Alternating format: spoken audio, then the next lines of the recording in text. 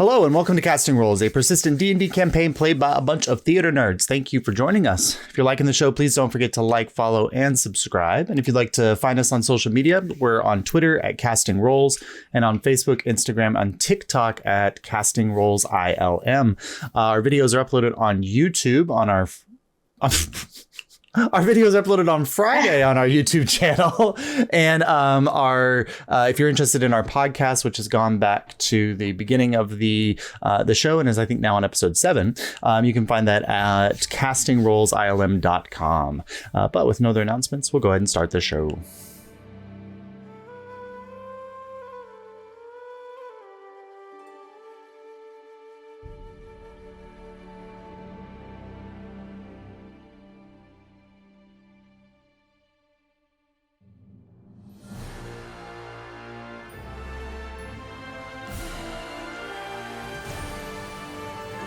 So, ticket takers, after a week in Alyria and then attending the King's birthday celebration, there were a few surprising revelations made, some intense conversations with various different politicians and people of different levels, a very intense conversation between Abel and the other Nuavians about their plans for the future that were immediately interrupted by a Rakshasa who had disguised themselves as Princess Alyria. Meanwhile, at the same time, there was also an explosion in the East Tower and an invasion of demons, and you all were suddenly accosted by demons that had ripped through portals that were placed using the Zephrysite crystal in the East Tower as a power source to open larger and more powerful portals for intense enemies to come through. After a series of battles that ranged the entire breadth of the masquerade area, Saurus almost going down, Princess Alyria going down, Ogon going down, and eventually you did defeat the incursions, destroy the portals, and found yourself facing off against now a Yusef who had seen the events of what had occurred in the East Tower and were using that as a way to blame the Nuavians. Just as he tells the guards to arrest Ogon, Abel, and Vicus, Ogon uses his beads of linking that he shares with his wife to have her teleport into the throne room. And then Yusef calls for Lunaria Mistweaver to deal with the Lioness of Nuavia. And Lunaria stated that even with all of the Archons present, it would be difficult to face off against the Lioness of Nuavia, but alas, they are not here. And she summons her Ajanok to kind of separate the guards and Yusef from the ticket takers, seemingly taking her side. So, ticket takers, as we arrive in this moment, glancing around the room, just to lay space, after the 45 seconds or 40 seconds or so of battle that had taken place before, and the various people of the Masquerade Ball who had been attacked by the demons, it doesn't take much from your passive perceptions to notice the bodies laying around on the floor. Anybody would like to roll a perception check to see who did not make it, as this standoff is occurring between Lunaria and Yusef for a moment has allowed a second of breath. I rolled a 21. A 21. So 27 for 27. me. Okay. Wow. Can I have advantage because I know what people smell like? Yes, but do I need to roll for like PTSD now? Like and Marlo, while this is moment, Alyria just touches you on the arm. Yeah. And you get, because I need you to not be having to roll wisdom saves. Oh yeah, I'm not rolling perception. I'm freaking out in the corner. Yeah. No. You recover 22 hit points. I don't know if that takes you out of... No, it totally does. Okay, good. And so 21, 27. 19. So 19. So kind of glancing around the room, Saurus, you immediately, your eyes fall on a discarded hat of disguise that you've seen before. And lying dead, a tray of drinks spread across the ground in front of him where he had been tackled and fallen to the ground. You see Devon, the member of Vox Populi who had helped the ticket takers with Lady Haverly. No. This is not going to get better. He had infiltrated the palace and was doing kind of reconnaissance for Vox Populi within the palace and had helped Marlowe on their previous journey into the challenge. Abel. Looking to the side, you see a very well-dressed man, very dapper suit. At some point in the masquerade night, you had seen a few of your compatriots talking to this individual. You see the patrician Lord Troubadour. He did die. We were joking about that. His wife, coming to, is not dead at his side, but is coming aware of the fact that her husband is not moving. Jordan. Payday. In addition to a few of the other servers and the man who announced your presence and I was announcing the presence of all the well-to-do people there, and one of the bards, the lute player from the bardic group. So Jordan, you're scanning around and you see your father, Warren Windsor, who had attempted to escape towards the balcony and was taken down by one of the demons before he could make it out to the exit. So, as we have a moment Am I to notice anybody? Soros, you're picking up on, you see all of these, but those are the three named individuals that you would have seen. Mm-hmm. The others just seem to be a smattering of servants and a couple guards, a few of them wearing those masks. What you do notice is that one of the masked individuals, the ones that are wearing the shadow masks, is moving and breathing, but is laying very still. But with your perception, you pick up on the slight rise and fall of their chest. So before, as you've made these notices or motions, as the Adronach appears in the air, is there any action that any of the ticket takers would like to take as we approach 40 seconds? I'm going to run over to my dad. Okay. I full dash, don't care what's going on. Yeah, so you move the 30 feet to your father and you find him kind of face down, slashes at his back. When you turn him over, there's a large gouge across his throat. Mm-hmm.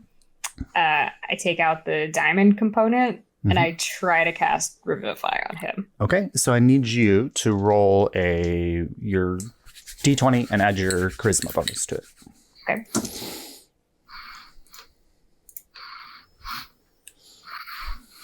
I got a 20. Okay.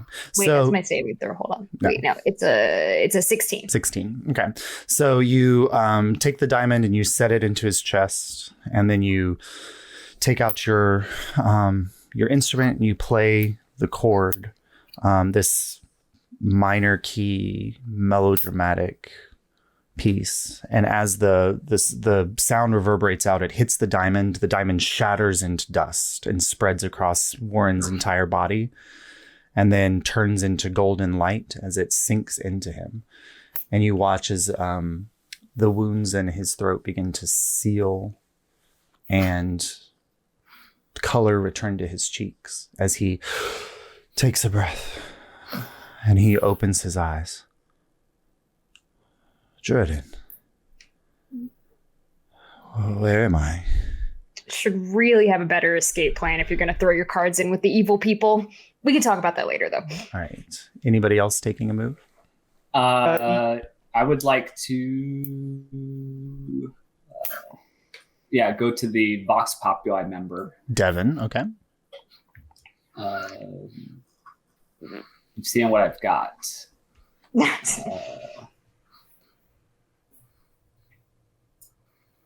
So Jerry Markov, the 100 gold diamond is consumed by the spell. Mm-hmm.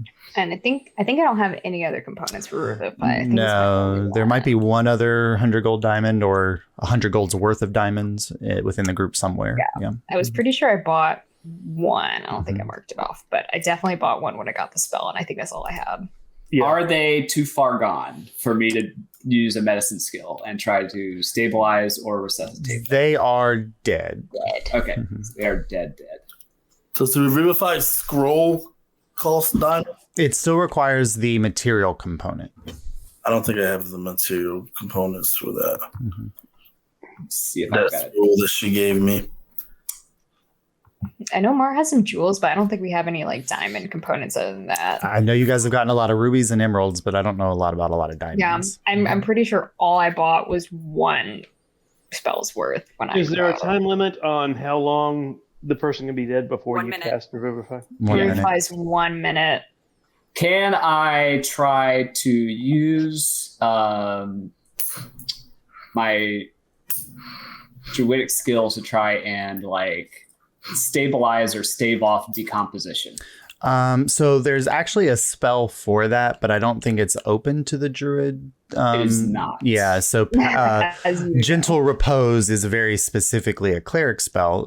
There is a cleric in the vicinity who you might want, who also has a Revivify, if you want to call out. Because Alyria, while seeing the people dead here, doesn't know that Devin is a specifically like important person to you that you'd want to save.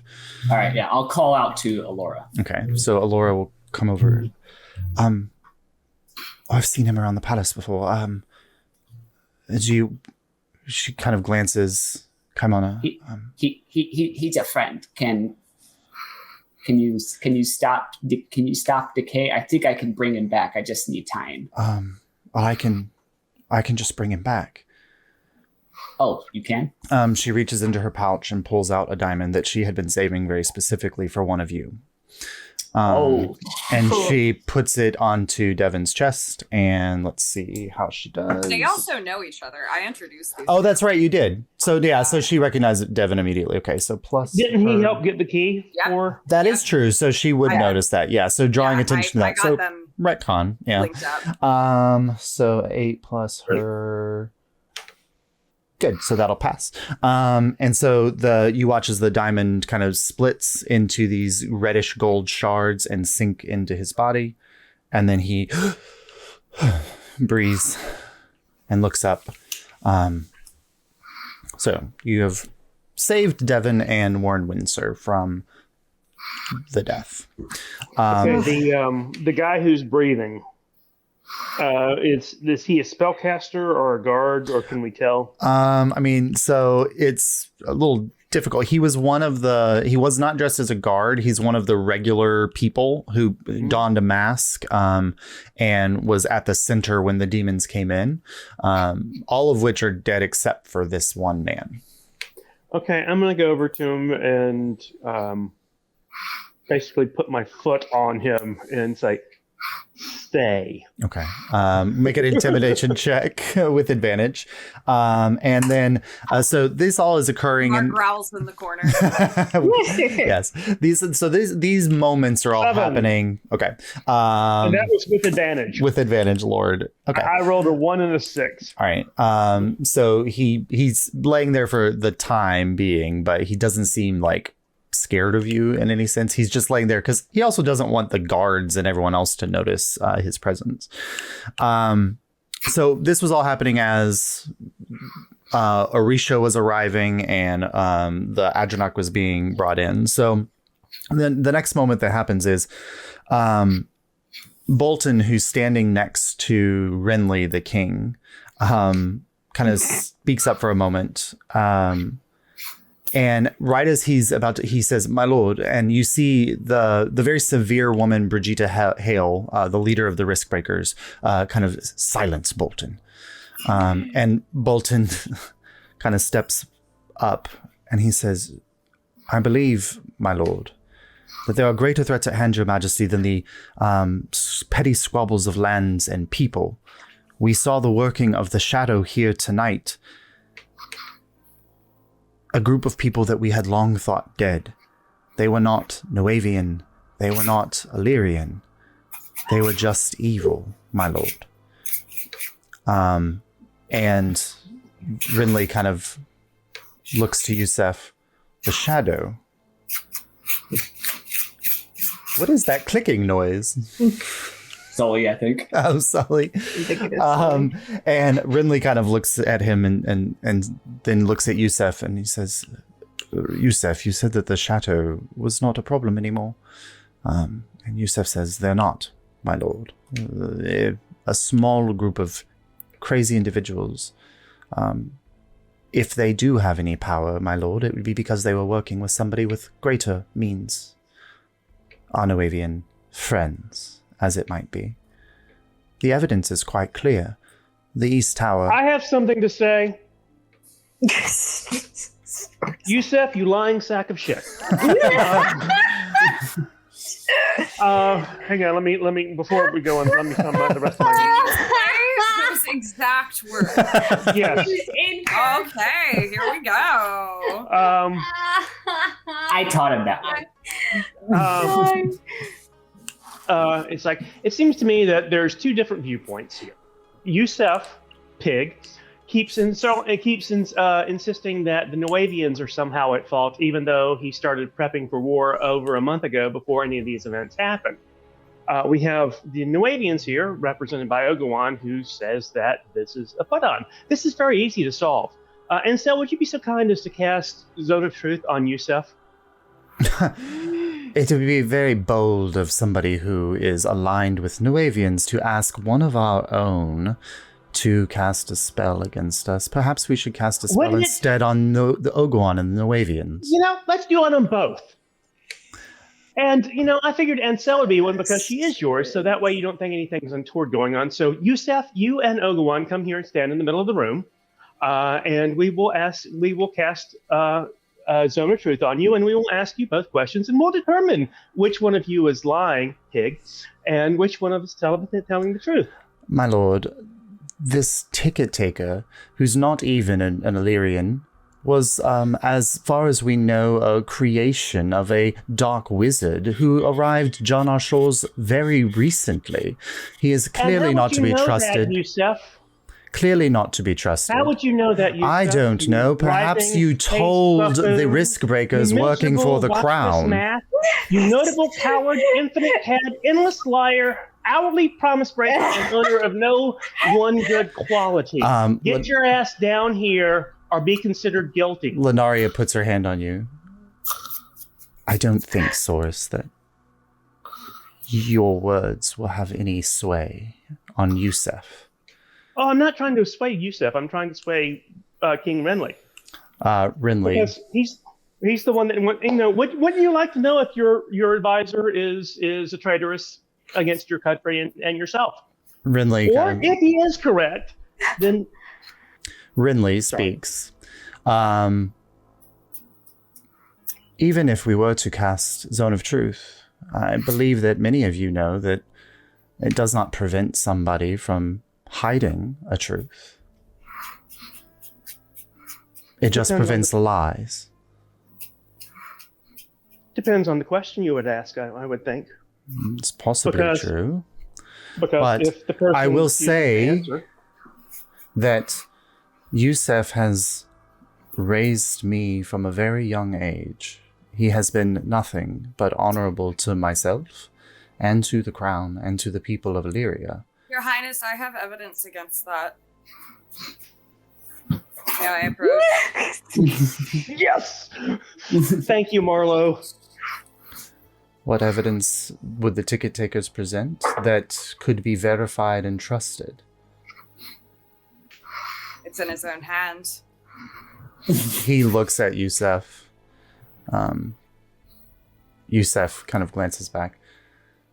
My lord, there are clearly forces at work here seeking to destabilize our crown and our people.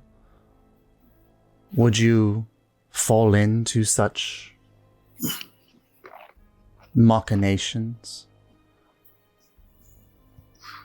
removing or challenging the power of the Curia Regis would set into great motion chaos for our entire world. We've seen already people trusted who have been lying to us for a very time. And you know that I have done nothing. If the rat would like to say in what way I have harmed the Alyrian people.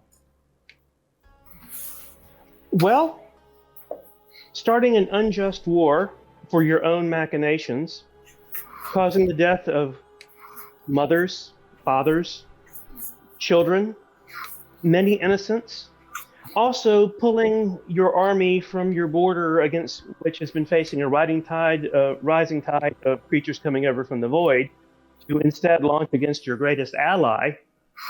If that's not against the crown and the good of your country, I don't know what would qualify. Well, I believe that Thornton Braid would be the one making the decisions to pull things from borders.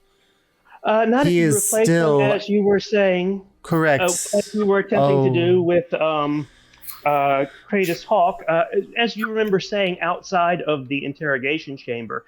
Speaking of the interrogation chamber, part of the reason you're blaming this on Nuevia is because of testimony in the Yorian trial. Of course, it did turn out that Yorian was being mind controlled, and as soon as that fact God came silence out, the rat. the truth, And 5 guards are making their way called- to Saurus at this exact moment.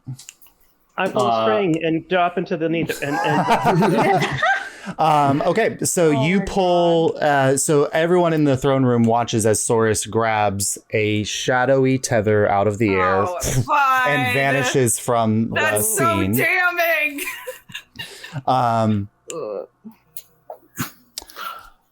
However, the king does say, Marlo, you may approach with your evidence. Please show it to Thornton Braid. However, what did your friend just do? It's a monk technique. He looks at Unali, and Unali kind of looks at each of you, and then back at him. That is not a monk technique that I know, my lord. Bitch. I'm not a monk, so I kind of... Is there a monk here? Unali is. Oh, she is? Yeah, Yeah, that's why he asked I'm her. going Yeah. to just approach Thornton Braid. Perhaps, like I'm a werewolf and I didn't hear the question. Well, a single-minded being tonight. And I'm going to, because what we gave the press was, I'm gonna have to pull up these letters again to make sure I'm doing this right. Yeah. We gave the correspondence between Yusef and Dane, correct? Yeah, it was. I believe so. It wasn't. Mhm. Yeah, it I will wasn't the pull same. out the page where he trashes Renly. Okay. Oh. The one that was written 20 years ago? 15 years ago. 15, yeah. 18 years ago? Okay. And then I'm gonna pull out the last page too. The one where he talks about becoming almighty and the king. Okay. All right. So you pass those over to Unali, who then takes them to the king. And he's reading over them. So, and then Yusef, speaking from his place next to the king, glances down at it and then looks at you. And then... So I wink at him. what we have then is... Like as a werewolf? So Yeah. perhaps the evidentiary phase of the trial of Yorian Taldaran, it was revealed that a dark wizard had been controlling his mind. It does not, however, change that a Nuevian battleship attacked the princess and Darkon Cerulean on their path to Hightower. It does not change that Nuevian technology has been used in several attacks of such equal measure. It does not Josh? change that Nuavian technology is currently found in the East Tower and was used to power portals, which summoned demons into this very space. Josh, Yeah. about this time, I should have been able to make my way up. Remember how I asked you if I could pull somebody into the shadow? Oh no! Oh no! Oh my god! Okay, so you made your way up to where Yusef was standing. Jail.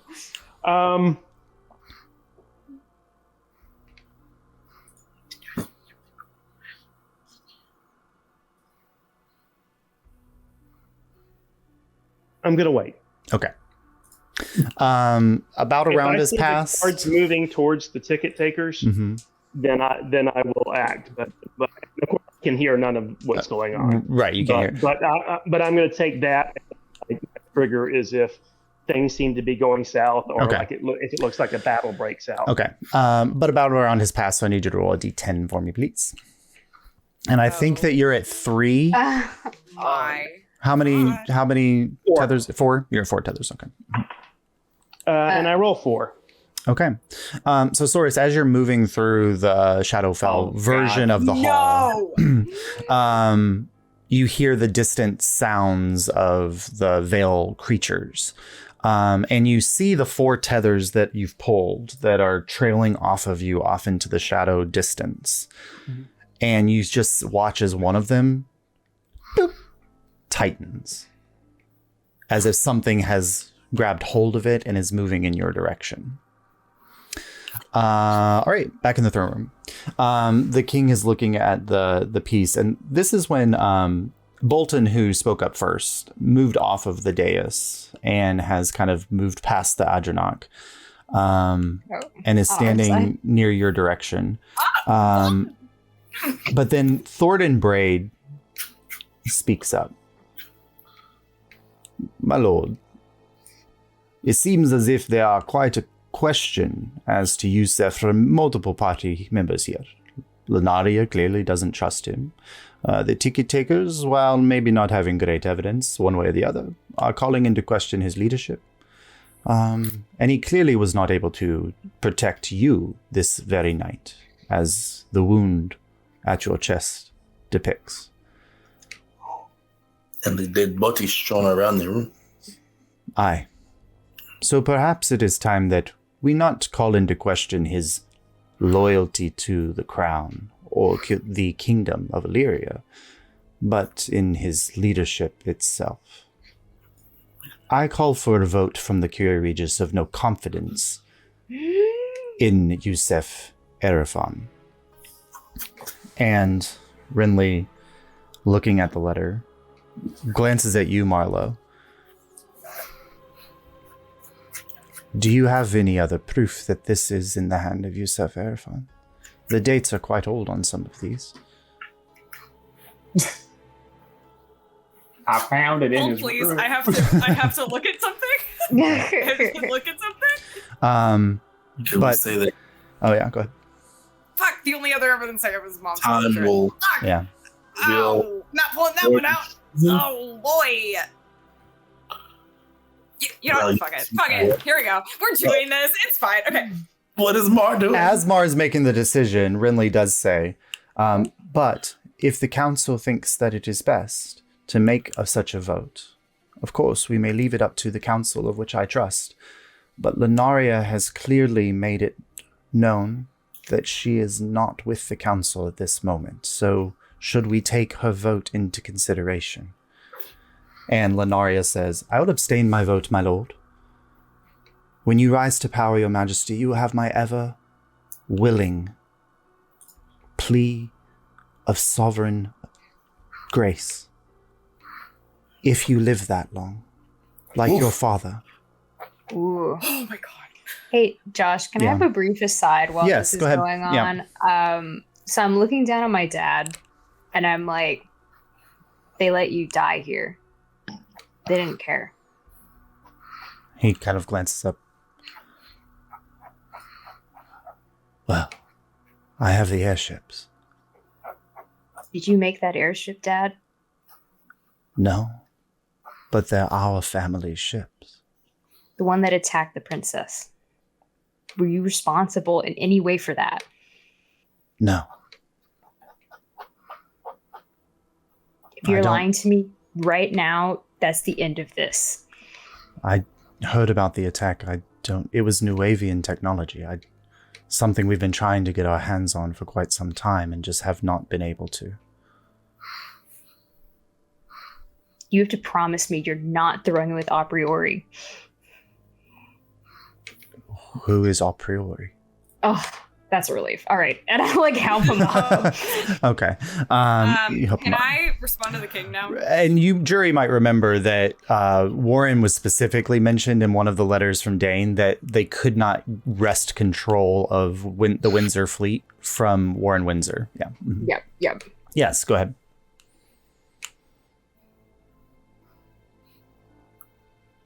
Oh, I know what Mars Your Highness, I acted on my own, separate from the ticket takers. And I found this in Yusef's quarters. And I know that that is a crime. But I had reasons to suspect that he was against you. And he was against the people of Nuavia. And I found proof of that. And I don't regret what I did. He nods, and Unali approaches you. What are you handing over to Unali? The page where he's like, ugh, Renly, I hate that little bitch. And then the one where he goes off about like, I'm gonna be the king. I'm gonna rule over Illyria. Isn't that are those the two that you already handed him? Yeah. Yeah. Okay. I'm admitting that those are Oh, okay. So where I got those from. Okay. That's what I'm doing here. And Yusef, there's no evidence of a break-in within my chambers. What about your plant? I don't keep plants. Never found myself to be much of a green thumb. If I checked your quarters right now, would there be a dead plant because of the anti-life spell? or hidden photo. To go off? He laughs. Ugh. I am a commoner. I see that the ticket takers see evil and shadow and magic at every side and corner. Perhaps their paranoia has gotten the best of them. Fine.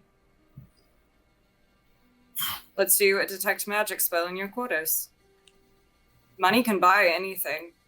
I'm sure. Not something that I have much of.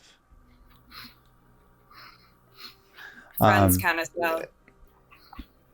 Well, so there's a couple things that I'll need. Marlo, I need you to make a persuasion check for me, please. Okay. Do I get advantage because I'm really yes. cool and have evidence? You've been managing. You've been managing much of the not inflammatory elements of the ticket taker's communication That's what I'm here with the for, crown. baby. And so you can do that with advantage. And the DC is a little higher because there's clear tension and sides drawn here, which immediately makes Renly question those sides. Mm-hmm. You can't use that blood curse thing subtly, can you? The one that gives you the charisma advantage? Hold, please. Hold. I was trying please. to see if you needed a component to cast it. Hold, I could please. help I out. don't remember. Hold. No, because we don't want it to be obvious. We cannot. You have not to. cast. That would be a Same. blood curse against the king. So That would be bad. yeah. It's obvious. Let is what me I'm saying. read. Because if it doesn't require me to take damage, then I think it's just a mental thing. As long right? if he doesn't have to make a saving throw, then yeah. I'm just saying, if This that's is how it the works. exact language on the thing. There's zero reach. It doesn't have any like VSM on it. As a bonus action, you harry the mind of a creature in front of you, making them successful to forceful influence. Oh, it just gives me advantage. I already have advantage. You already have advantage. Oh, that's what I didn't know what it gave you. I have so many D20s in front of me, and I know I rolled already, but I literally couldn't tell you which ones I rolled. I'm so sorry. Oh no. Roll Okay. again. All right. 16. Okay. Oh my god. I can That's a high roll for me. flash of genius and in some way gesture, make some type of gesture. The thumbs up. You're just like, Yeah, you're great. Nuavian Christ. approved. And maybe I drop my weapon and I actually move closer to the other side to where like I'm making myself more vulnerable in that situation where if things are, if we are trying to be manipulative, why would, the young Nuavian of the ticket takers move to the other side and make himself more vulnerable in the situation? Okay. So I do that in hopes that it will soften everyone's, kind of gaze at us and then give Mara +6 on her Okay. So it's a 22 for Marlowe. flash of genius. Okay. So he kind of looks at you.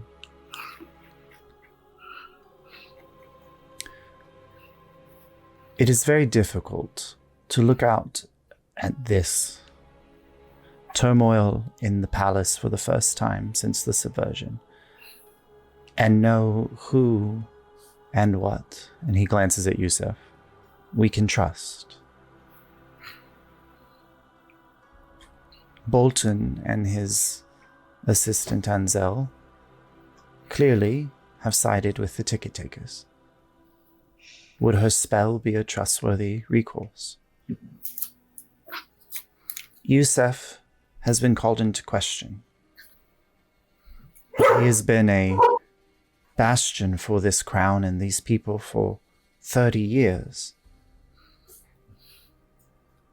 Am I to believe that for 30 years he has been plotting against me and my family? We have proof of that. Alora,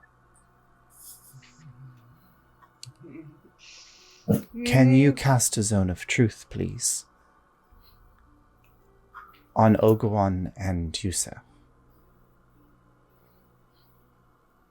And she steps forward. Yes. Yusef steps down next to Rinley.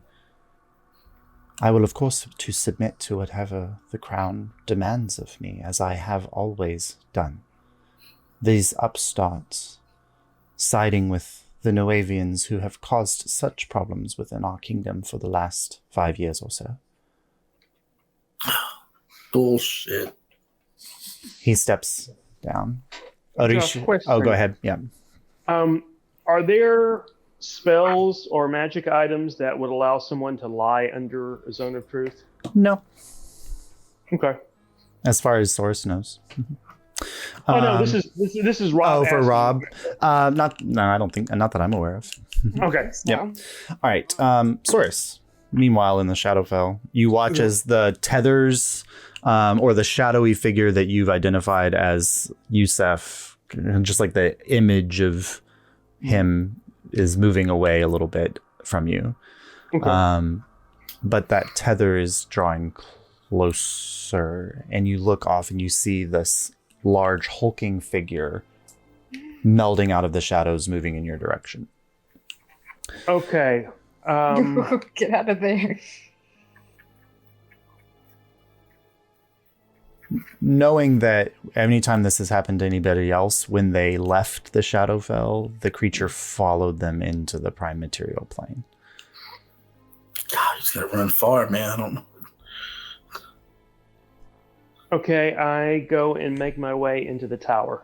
I'm Okay. going to make my way towards the tower. So you make your way into the tower. That probably, let's see, so 5, 10, 15, 20, 25, and then 5, 10, 150 15, feet. 20, 25, 30, 35, 40. So you can get to the second floor of the tower if you want to, before you run out of movement. So you make your way into the tower. Do you expend the last of your movement to get there, or do you hold? I'm going to hold. Out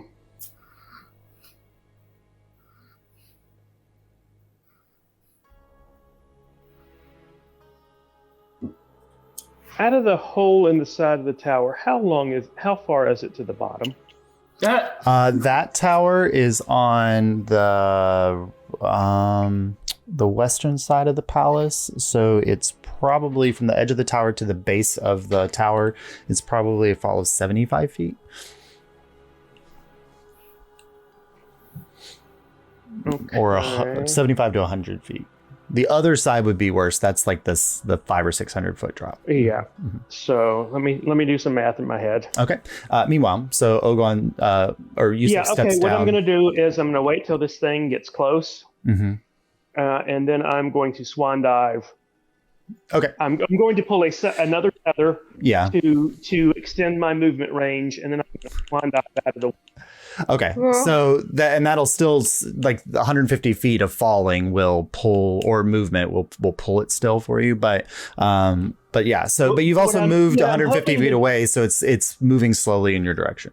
Yeah. What my plan is, just so you can, is that if this thing follows and gets the tower and starts to come out, I'm gonna. Sorry, can you hear me now? Yeah. Now, yeah. There you go. Yeah. Okay, and my plan is to swan dive out, hopefully not die. If I do, they'll find my body.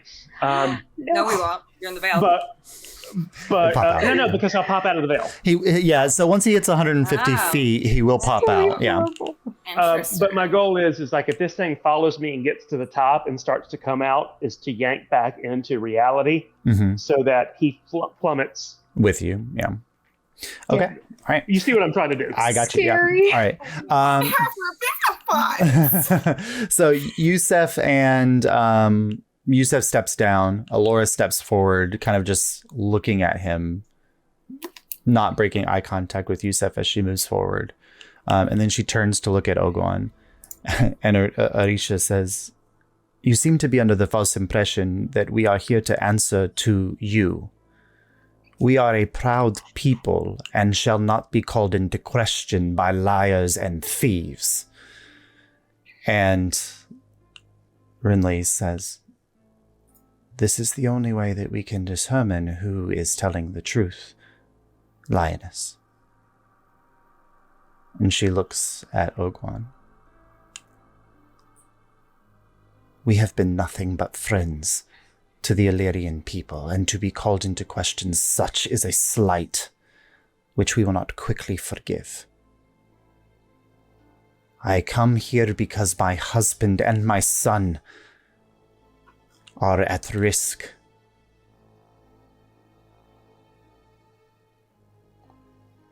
Ogon may do as he wishes, but I speak against this with the greatest of power at my will." Ogon touches her on the shoulder. "We have nothing to hide, my love." And he steps forward next to Alyria. It's so cool. And Alyria casts. Getting Crown of Candy vibes, and I don't like it. Oh, this is hard. All right. Rinley looks at his sister. "Are they both under the spell?" And she looks at Yusuf. And she looks at Ogon. "Yes." So, Abel, what question would you ask of Yusuf?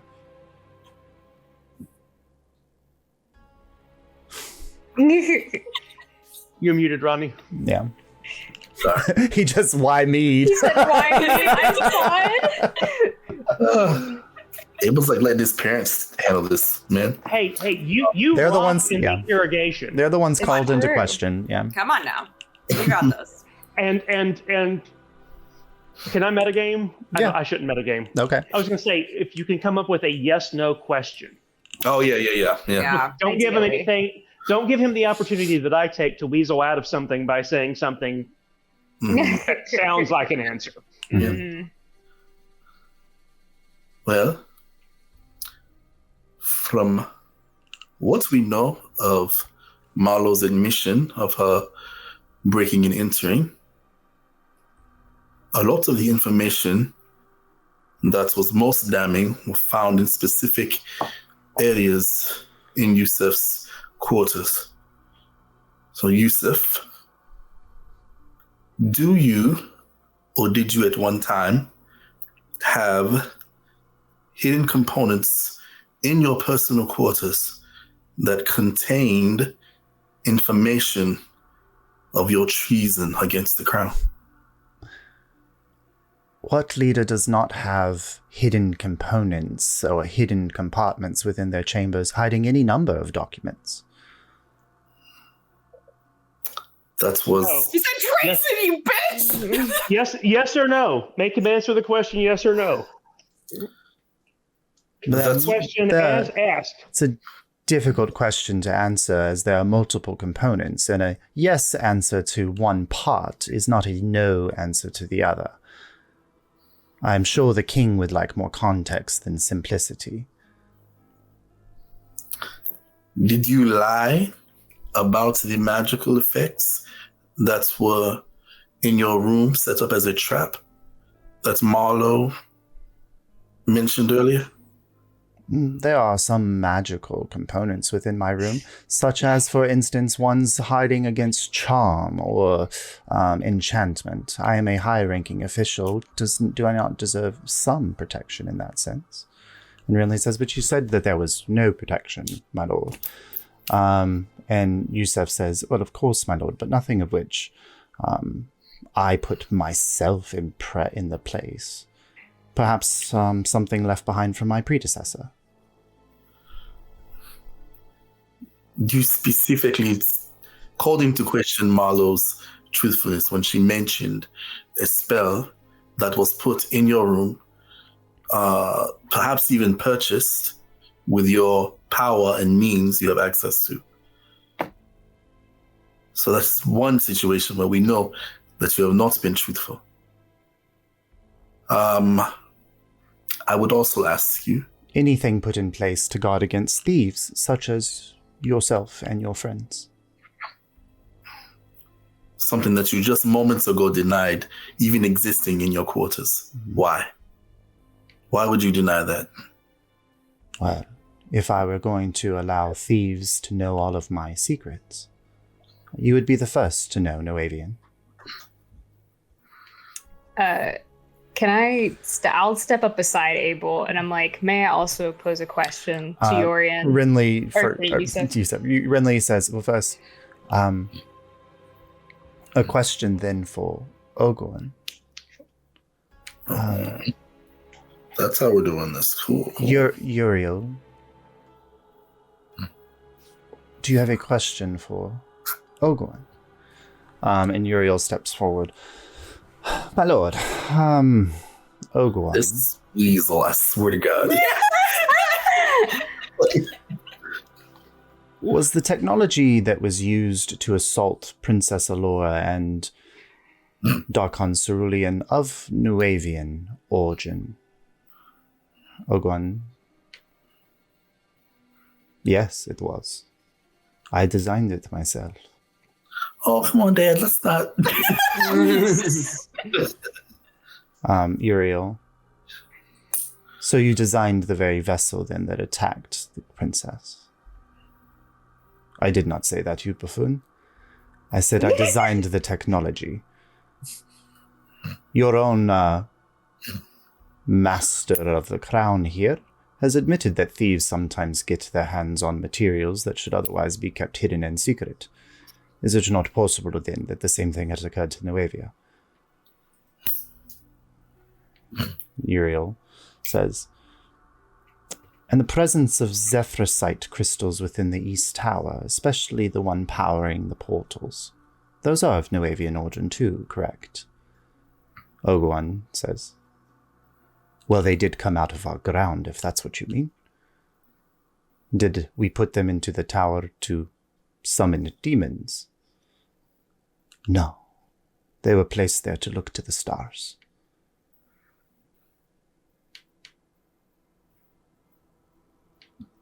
Rinley. Jordan, you said you had a question for Yusef.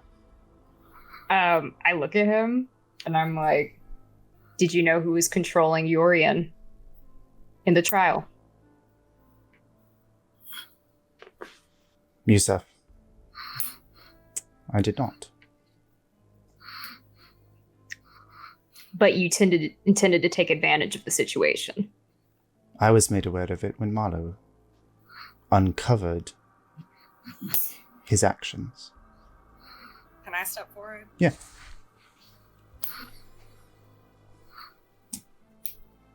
Did you kill the former king? What a ridiculous suggestion. Answer the question. No, Did you, I did not kill the former king. were you responsible for the death of the king? Absolutely not. Dolores, Were you happy when the king died? Yes. Renly says. And why might that be, Yusef? Yusef says. Because Princess Alyria is my daughter, you bastard! And he pulls something on his hip. Oh no!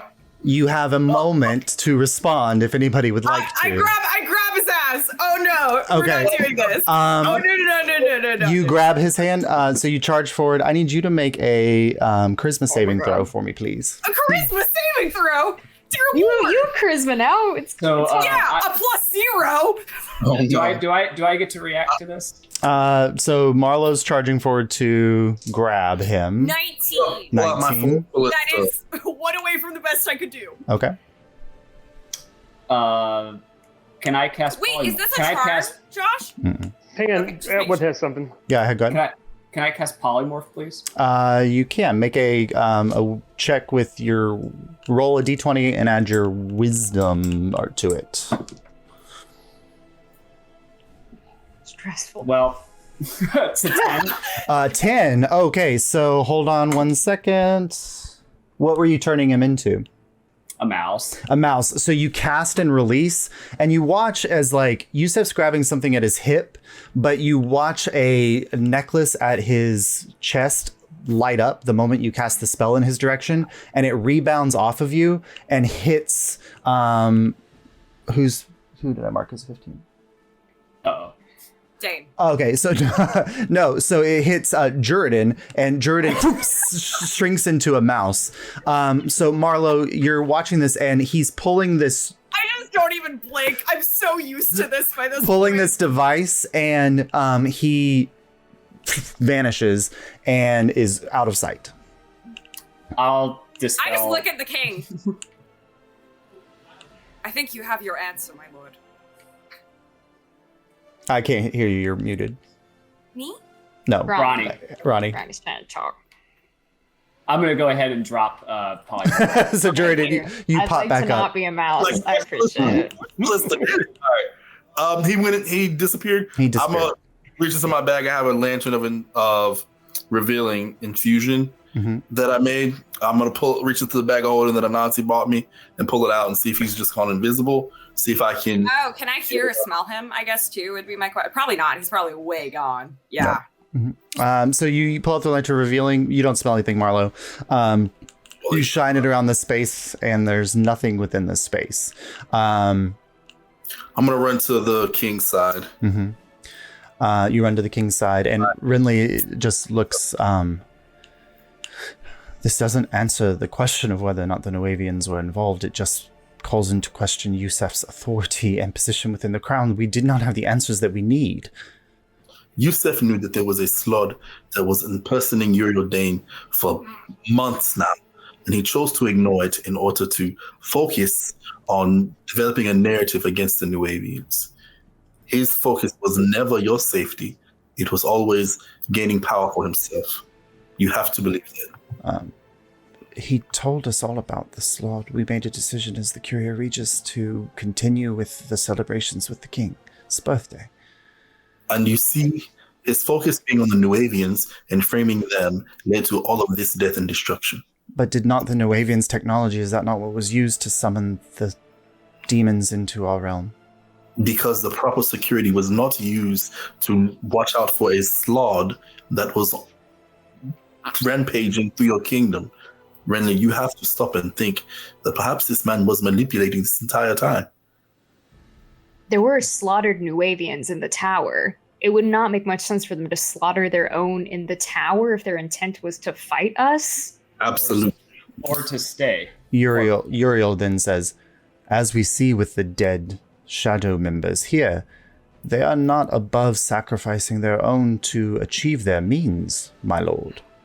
There is no proving that the Nuavians were with the death cult other than the Zephyr side. I don't think that's enough to make a case. Did anybody else notice that the guy was alive besides me? Because Kamana rolled like a 27 on their... I think Mar probably would have noticed. Yeah, He was fucking breathing. Yeah, you were the first to notice, but Kaimana would have, and Marlo would pick up on it as they moved into that vicinity. Mm-hmm. Good person to ask. I'm gonna start poking him with a stick. I mean, he shudders and moves. Soris, meanwhile, you are at kind of the second floor of the tower, and you see the hulking mass of one of the Veil Brutes moving up the steps in your direction. And it's very weird because this is the first time you've ever seen one not in the prime plane, where they're normally creatures of shadow.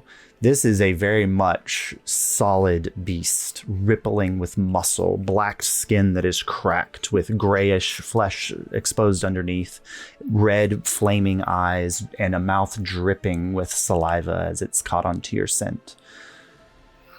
It's coming up the steps now in your direction, and it's spotted you and is about to pounce on you. I swan dive out the window. Okay, so you move the... But I pull the thing, so I've got another 150 feet. Okay.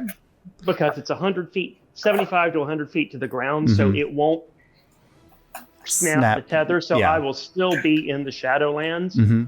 So it's not going to pop him into reality. Okay. So you run to the edge and you dive. So I need you to make, well, it's not even an acrobatics check at that level of fall. How much does slow fall reduce your damage? 35. 35. Okay. So let's see. And I've got 33 hit points, so that's 78 hit points. All right. So it's 75, or no, let's say 75 to 100 feet. So let's say 80 feet. So 8 dice 6. 8 dice 6. Which I should survive. 8. Okay. All right. All right. 6. 10.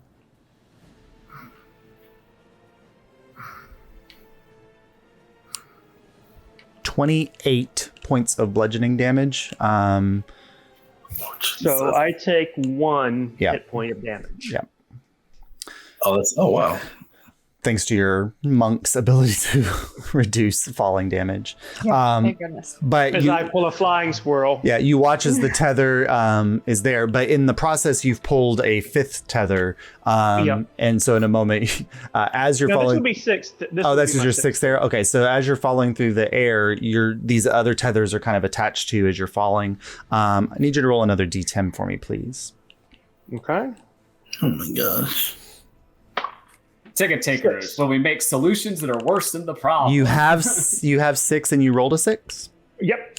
Okay. Taurus, how can I fix this problem with all my tethers? I know. So another tether that was kind of just drifting off into the air above you. As you're falling through the air, you watch it snap, and there's something that is spiraling up in the air about 200 feet above you that stops and begins a dive in your direction. Oh my God. And you also see at the edge of the tower far above you, the brute is looking down. Can I pull that tether and pull him off the edge? Yeah, you can. Go ahead and make a... well, he'll make a saving throw. Let's see. Nope. So that was a 5 + 5. So you pull and he yanks off to the edge. He scrambles on the edge of the tower and he's falling after you. And so he is also going to fall the 75 feet. What's your total hit points? I'm going to dodge his ass. No. What are you? Because when you pull a Veil Echo, their max hit points are based on your total hit points. 32. 32. Okay. That's what I've got after my fall. And then what's your maximum, hit points? Oh, 60. 60, okay, so 60. Damn, I got more hit points than Swift. Okay, so he hits, like, as you're watching him fall, and you kind of roll out of the way and then get up onto your feet, he craters into the ground next to you, and, like, he takes a severe amount of damage, but is in the process of beginning to stand up as I start hitting him. You start hitting him. Go ahead and make your attacks against him. First attack is a dirty 20. Okay, that hits. For 11 damage. Okay. Second attack is higher than that. Okay. 22. Oops, I need to be using my shadow dice. Oh, that's good because it's a 6. So as that's you go another full 11. shadow. 11. Okay, so 22. Okay. Flurry of blows. No, because that's a 2. Okay. So that's an 11. You miss on the last one. So as it's on the ground, it's going to use its riposte feature. Flurry of blows. I've still got one more shot. Right, but you missed the first one, so it's going to use its riposte feature on the missed attack, and it's going to make a slam attack against you, that's a 24 to hit. Yep. Okay, so you take, that's a low roll for him. 13 points of bludgeoning damage as he slams into you, but now you're going to come back with another assault. So he take it to the side, but you're rounding out with another hit. Let's see if it hits. Yeah, that's a 16 plus 9. That'll hit. Yep. And I'm going to make this a stunning strike. Okay, so it's a con Nice, save, which he will fail.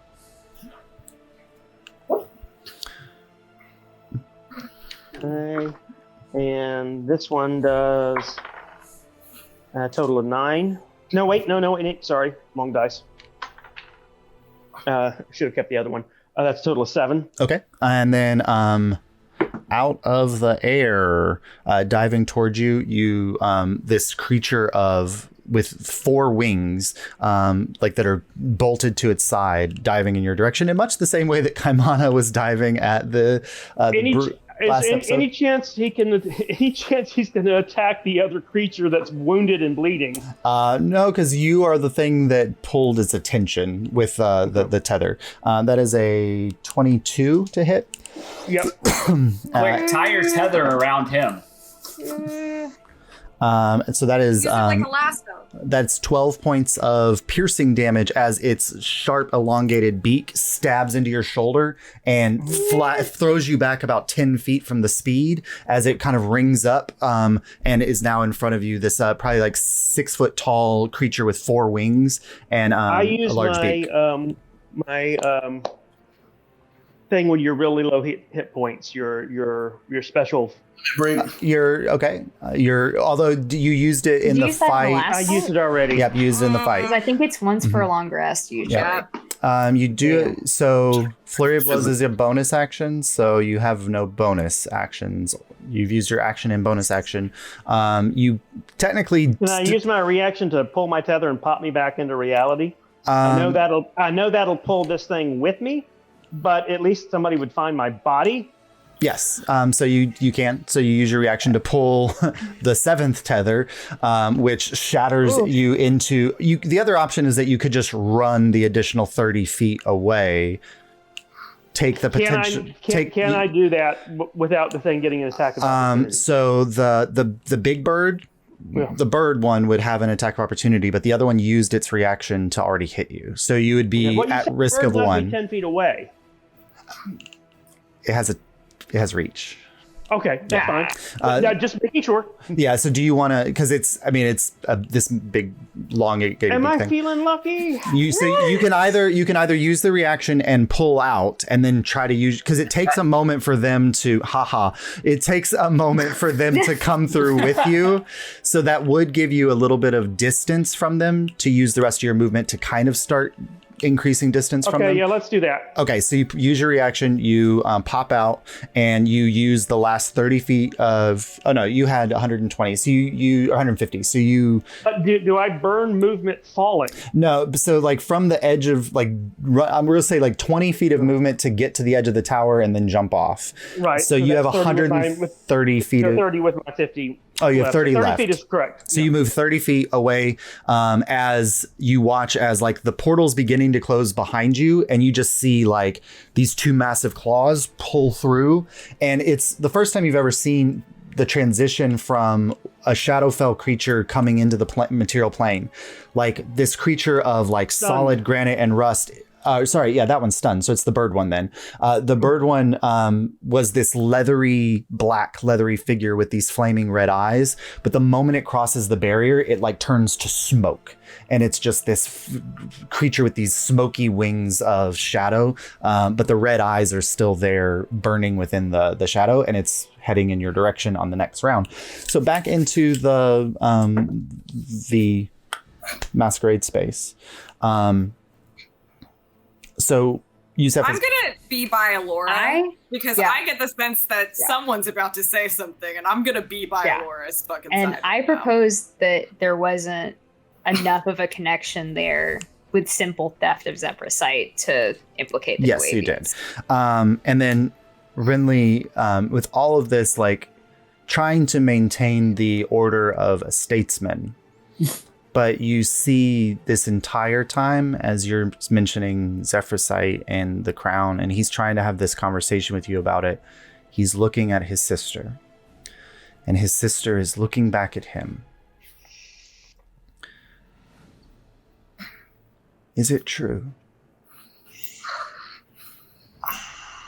And Alyria kind of steps up. No. Poor Alyria. Yes, it is.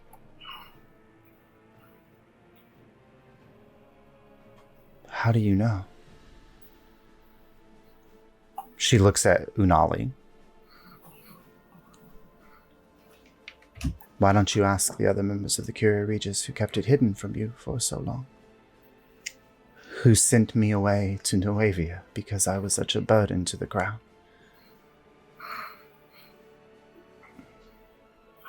He looks at Unali. Is Yusef Alyria's father?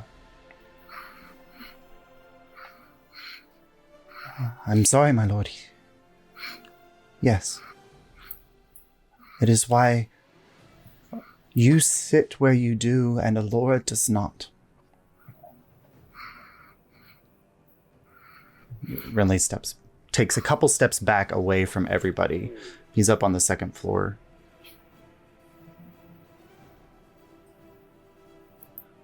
Thornton, finish the investigation into the Nuevians. I need a moment. And then the portal opens behind him. Yusef having... Damn it. I'm near him. I want to grab him and just like pull him back. Renly is on the second floor balcony this whole time.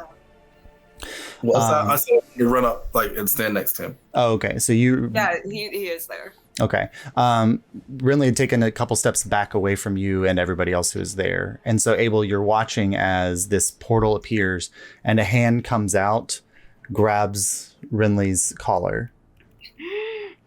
And Yusef is now there, standing behind the king. We all seem to be bringing our wizards into play tonight, don't we?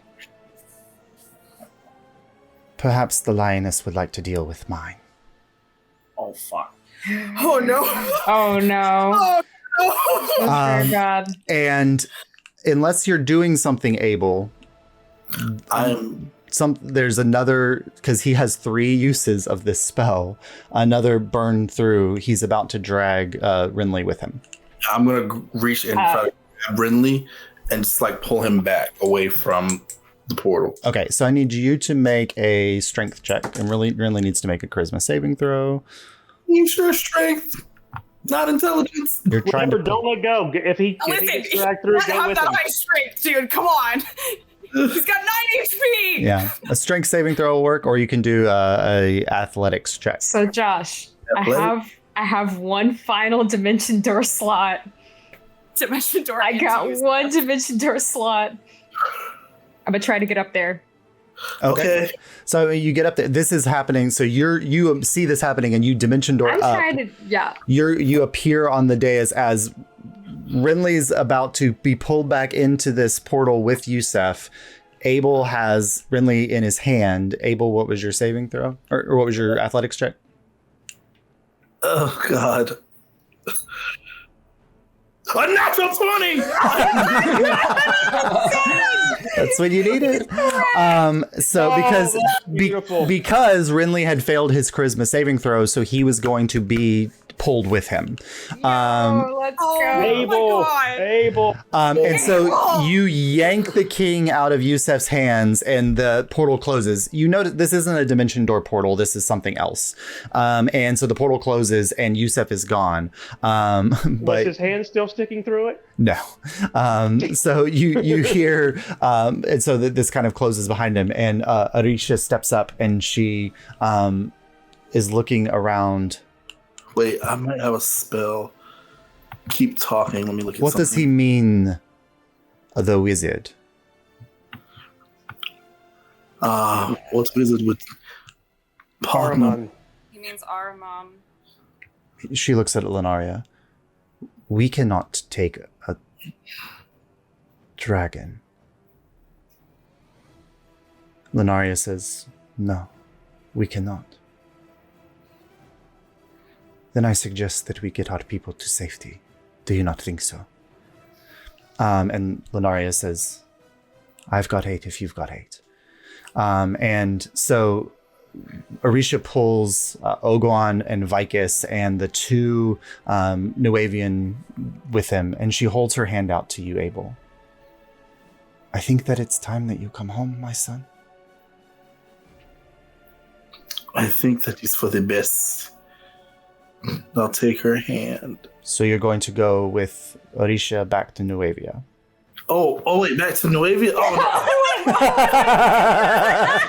Do it, yeah.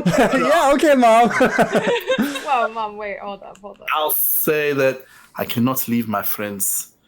We will meet you there in Nuavia soon, but I must make sure that they are safe as well. Okay, she I'll be like, she grabs your you reached her out to grab your hand. She takes it and she pulls you in and hugs you very closely.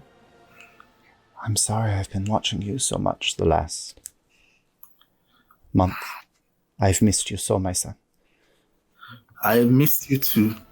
Just a bit more privacy, please. And Oguan touches your shoulder. Fly safe.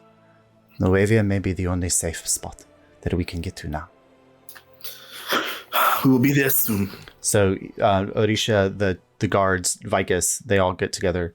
And then you see her casting, and they vanish from the portal room. And you can assume teleporting back to where they go. Lenaria, I don't know how much time we have. Ticket-takers, who else? I'm gonna start calling for Saurus. Yeah. Saurus? Soris, where are you? Can I hear? Get Renly out of here. Don't worry about Surely I could have heard what the fuck happened with Soros. Yeah, right? well, so second floor of the balcony.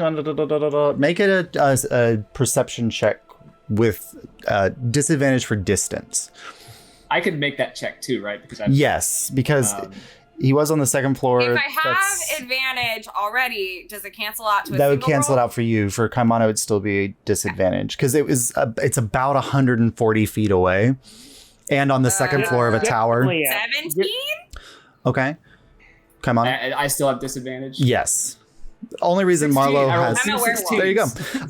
So I don't know. Would Saurus have? Saurus is in another plane of existence. Wait.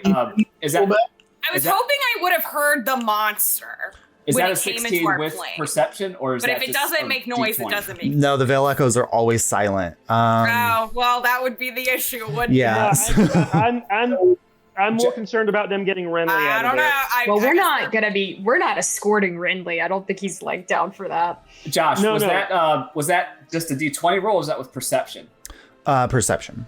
Okay, so that was just the D20s were 16, so that's back-to-back 25s. Okay, 25s. Let's say then that Kaimana, with some, like, you're standing near the edge, and it's not so much that you hear anything, like, you glance out the broken side wall of the palace, and you see just 100 feet below you on the ground, a white creature appear out of nowhere and begin to run away at the bottom on the base of the cliff, and then you see this massive shadow emerging behind it. So you do notice Saurus. So you guys hear Kaimana say, he's down there, and then jump out the wall of the building. Okay, so Kaimana jumps after Saurus. Yeah. Are you transforming into Yes. a bird? Or, yeah. Giant eagle. Okay, so you, I love when it's the eagle. it's the giant eagle. What's the CR of the giant eagle? I think it's 1. Giant Hang on. eagle. Giant eagle 5e. Yes, it is. So you got that. All right, cool. So you jump out and you dive. Lenaria looks to her Adronach and touches its face, and it kind of nuzzles her almost like a cat or a dog. And she says, "Take the king to the sanctum." And Sweet. it kind of nods back, and she looks in, she glances, and she says, "Thordan, you and Unali are the only two that I trust right now. Protect the king with your lives." And the Adronach kind of sidles down, and Thordan climbs up onto the top and then pulls Unali up, and then the king is looking around confused and then grabs Thordan's hand and pops up between the two of them, and the Adronach takes off and begins to fly high up and away from the palace. She grabs each of your hands.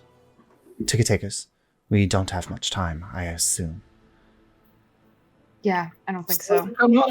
Oh, Right. and what's our dates? What about what? Our dates. What's Jaren? Oh, they left. Jaren and Nairoy both left They left at the with very the beginning fight. of the fight. Yeah. Yeah, they're gone. I will go to my dad really, really quickly before we leave. And I'm like, look, this is a second chance. And if you really want something to happen, it's going to take a lot of work.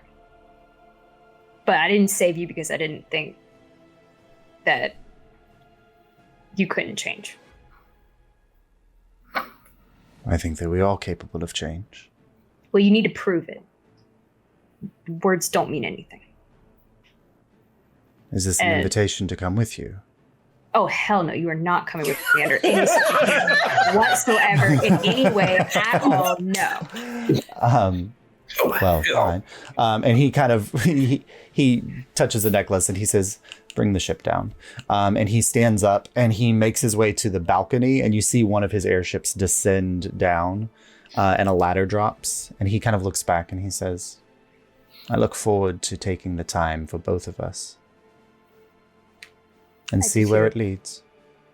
I think so too. Say hi to your mother for me." And he pops onto the side of the ladder, and the How do ladder you know begins about to lift that, him up. Dad? This is why I don't like you. And so he Talking. he flies off, and then That's Lenaria where I is get it from. holding Damn. out the hand. So Marlo, Could I have just, real quick, while that was happening, could I have pulled out my half moon pendant and go, "Hey, Malia, things went so south. This is Broad Fields. okay, and she, Please stay safe." I'll see you in the morning. Then the call comes back. All right. That's boys. Well, she's a bear right now. She's a bear. I was so saying ooh because I was like, she can still be a bear. Lenaria takes Marlo, Abel, Yep. Alora, Alora. Yes.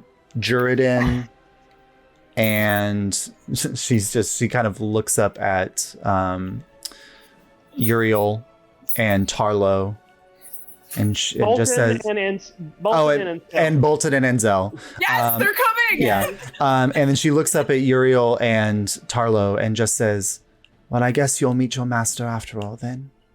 and releases the spell. And you all feel a tug as you're pulled through the air, and your feet finally settle on solid ground, and you're looking at the deck of the Something Ticket This Way Comes. Oh, here we go. Oh my god. Around that time, because it's been about 3 minutes, the swarm of rats pours into the ballroom. Carlo and Dane. Attack Carlo and Dane. And like the last vision you see is rats swarming up into the ballroom, and Tarlo and Dane up on the second floor, like screaming and running away. But then your vision clears. So you're on the Something Ticket This Way Comes. Saurus, what are you doing? We love Saurus. Oh, Running come on. like a motherfucker. Yeah, okay. Running like So I will say, as long as you are using 150 feet of movement each round, you will outpace both of these creatures. If you do anything else, the bird will catch you. I'm running. Okay, so And you're unless- bolting. I don't know Kaimano's coming in. You don't, Once yeah. he once he does, that may change the paradigm. But my intent for at least round one is to Yes. run away All right. bravely, boldly. Brave Sir Robin. So you clear the path at the end of your turn. You do see before the portal finally closes completely, the large hulking brute step through, and it closes behind him as the stun had faded for him.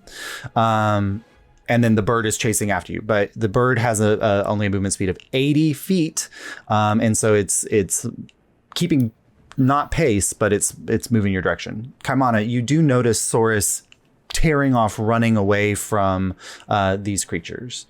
I see the bird coming after him, right? Yes. All right. Target one. All right, so you're gonna dive bomb the bird. Go ahead and make an attack roll against the bird. Do I get advantage? He doesn't know I'm coming.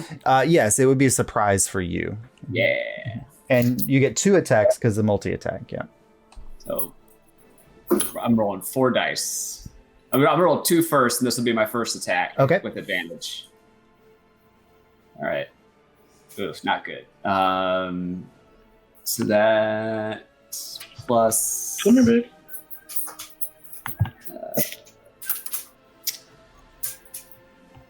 It's a +5 on each of those. So that's a 13 and a 12 to hit. Either of those hit? The 13 does hit the bird. The 12 does Okay.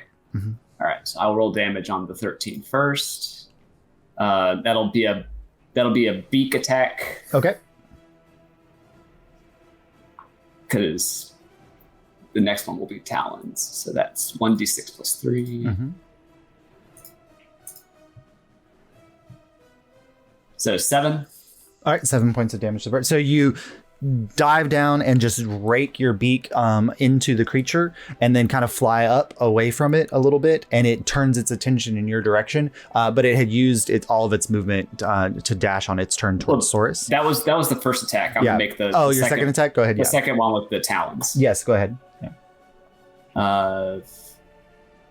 So that's a 19 to hit, That hits. and 2d6 plus 3. Sweet.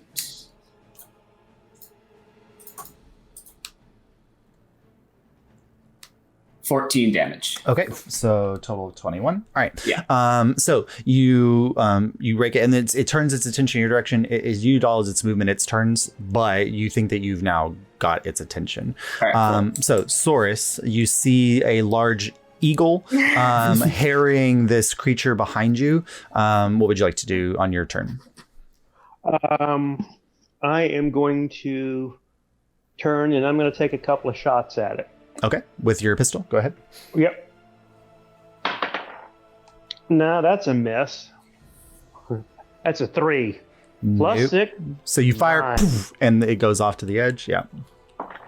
Kaimana does the scene from Nightmare Before Christmas with Jack Skellington getting shot at with the AA guns. Oh, careful down there. Second roll is a 4. No. So you shoot. That's 10. That's a total of 10. Yeah. So Because I don't have proficiency in Nope, firearms. they go off to the edges. And you actually do hear Kaimana say it because you can speak beast. So that's that. So then the hulking creature, much slower, is running up. It's going to use its full movement to try to catch up with where you were. It's still about 20 feet behind the bird and Kaimana. The bird, however, is going to turn to you, Kaimana, and it's going to make its 3 attacks on you. I am going to bonus round activate my gauntlets of light. Sounds good. The first one's going to miss Kaimana. That was only a 10. Second one's going to hit. That's a 15 to hit. Yeah. And the third one, that's a 20 to hit. So Kaimana in bird form. Ooh, that's a high roll. Uh-oh. I don't think it's going to be enough to take you out of eagle form, but that's 21 points of piercing damage as its claws rake across your bird form. All right, down to 5. Yeah.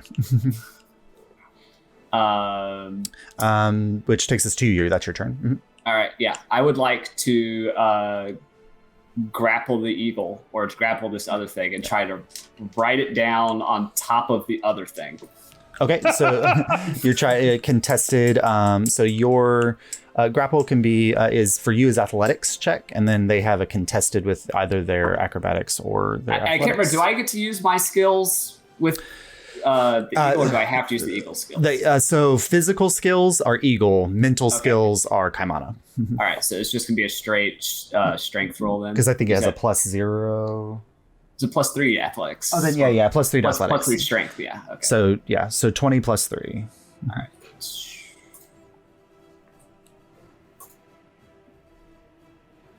14? So it rolled a 15. So let's say you don't, the grapple doesn't work, but you are like, you get into there and it's that like famous image of like the two like flying creatures like tumbling out in the air and herring at each other. You're still definitely keeping its attention from turning towards Saurus, who is the thing that called it into this plane of existence. All right, which takes us back up to the top. Saurus again. The big lumbering thing is wounded. It's very much wounded. It took a fall, a tumble, and then you hit it 3 times or 2 times. So how far away from me is it? Okay, so you moved a full 150. The bird was 80, so that's what 70 feet, and then it had moved up 6. It's 37 feet away from you. 35, 40 feet away from you. Yeah. Okay.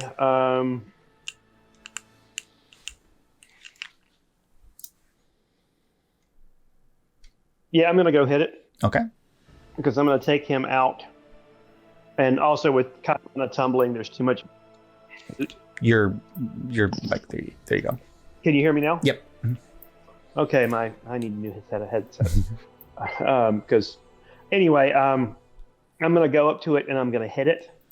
Okay. Because shooting it mixed in with Kaimana is too much of a risk. All right, so Kaimana, you're tumbling around with this big bird of shadow, and you just see the white blur of Saurus run underneath you and dive to punch at the brute. Go ahead, Saurus. What's your first attack? First roll was a 5 + 9, so that's 14. The brute has a 16 as their AC, so that's what you're looking for. So I've just rolled a 3, 4, and 5 in succession. Oh my god. Bloody. Come on, this you is a gotta scoop 14 them though, up. so that's a 23. That'll hit. It's going to turn into it follows, like we're just constantly ahead of this like shadow being for the rest of our lives. 11. 11 points of damage. Okay. It looks like it's like very much holding on. Like you've watched these shadow creatures that are trying to hold their space in this plane. It's beginning to rip apart. Oh, one more hit will do it. Well, I did. Oh, hold on. I can't hear you, Source. You broke up through all that. Yep. I didn't roll my gauntlet of storm damage. Oh, go ahead and do that because that might make the difference. Nice. Yep. Please. Okay. Yes. That's It's 1 halved with damage. lightning, but that still might make a difference.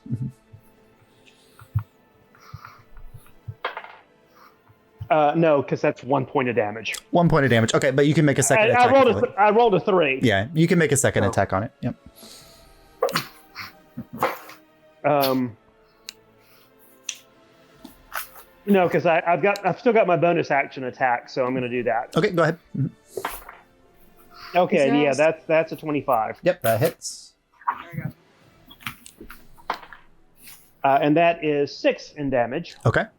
And so you punch and you watch as like the tethers that are binding this creature together in this space begin to unravel and rip apart, and it vanishes into a puff of shadow and smoke. Okay, just the bird. Just a bird. Well, then I something that happened with the bird, so Okay. that completes my action. So that goes to the bird, which is going to make its attacks on you, Kaimana. First one, that'll hit. That's a 21. And Does it get disadvantaged because it's grappled? It's not grappled. not The grapple didn't have it. Oh, that's It right. won. The second one's a natural one though, so only one hit. Come on, that is 7. So it strikes you, and Saurus, you watch as this giant eagle like poof back into Kaimana, and now Kaimana's falling out of the air about 25 feet or so towards the ground. You can I use a catch him. reaction to go ahead and catch him. Make an athletics check or acrobatics check. Yep. Okay. Wait, we just skipped my turn? It goes Saurus, shadow creatures, you, because you were the last one to Yeah, join into you the got fight. hit, Yeah. yeah. Mhm. Okay. I got you. Yeah. Mhm. Yeah. That's a 15 plus 9, so 24. All right, so you see the tumbling figure of Kaimana falling out of the air, and you jump up and grab him, and then using your own feather fall ability, lessen the fall damage, and you're now cradling Kaimana. As Kaimana, it is your turn. Kaimana laughs. Kaimana's turn. Laughter. That's a free action. That's a free action. Yep. Okay. So the bird's like right above me. About 25 feet. Yep. Cool.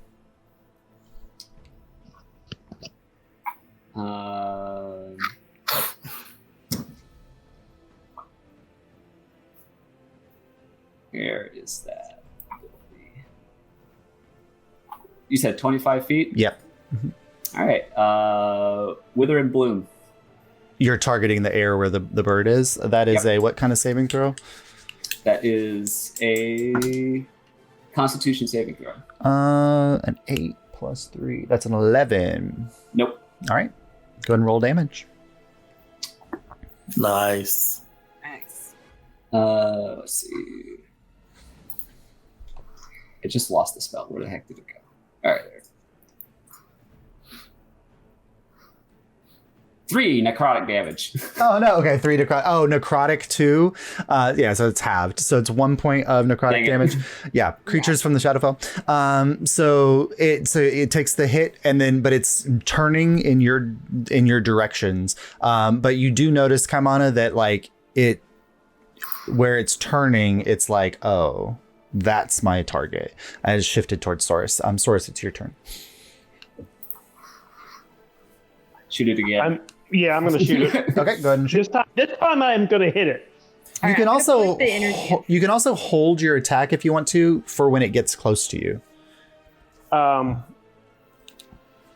No, because I just rolled a natural 15 plus That'll hit. 5. That'll excuse hit. me, plus Yep. 6.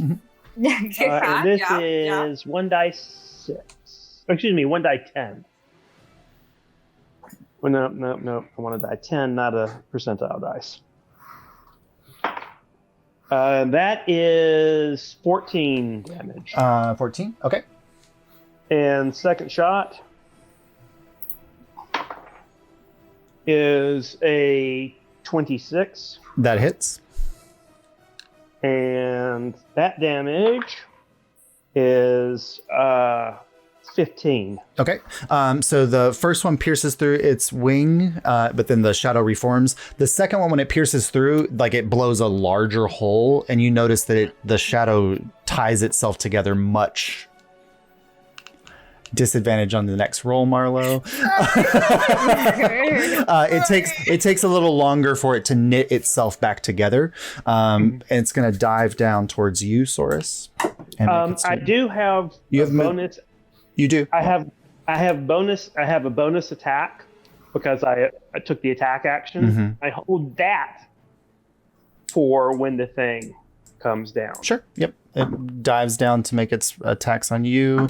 That's a 22 to hit and a 26 to hit. So go ahead and make your attack roll, Saurus, on it. Yeah, go ahead. Come on. No, never mind. That would be a 15. 15 does hit. You can roll damage. I rolled a 6 that time. I rolled low on my damage. Good.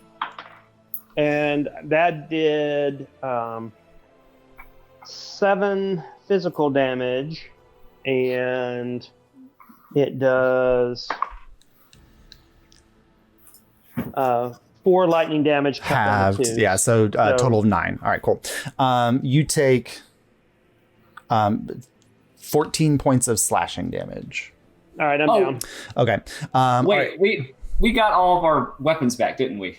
You did, yes. Dang it, I forgot. I had none of it equipped. Yeah, because Alyria would have handed them back to you. All right, so Kaimana, you watch as Saurus gets knocked out and falls to the ground next to you, kind of bleeding from these slash wounds.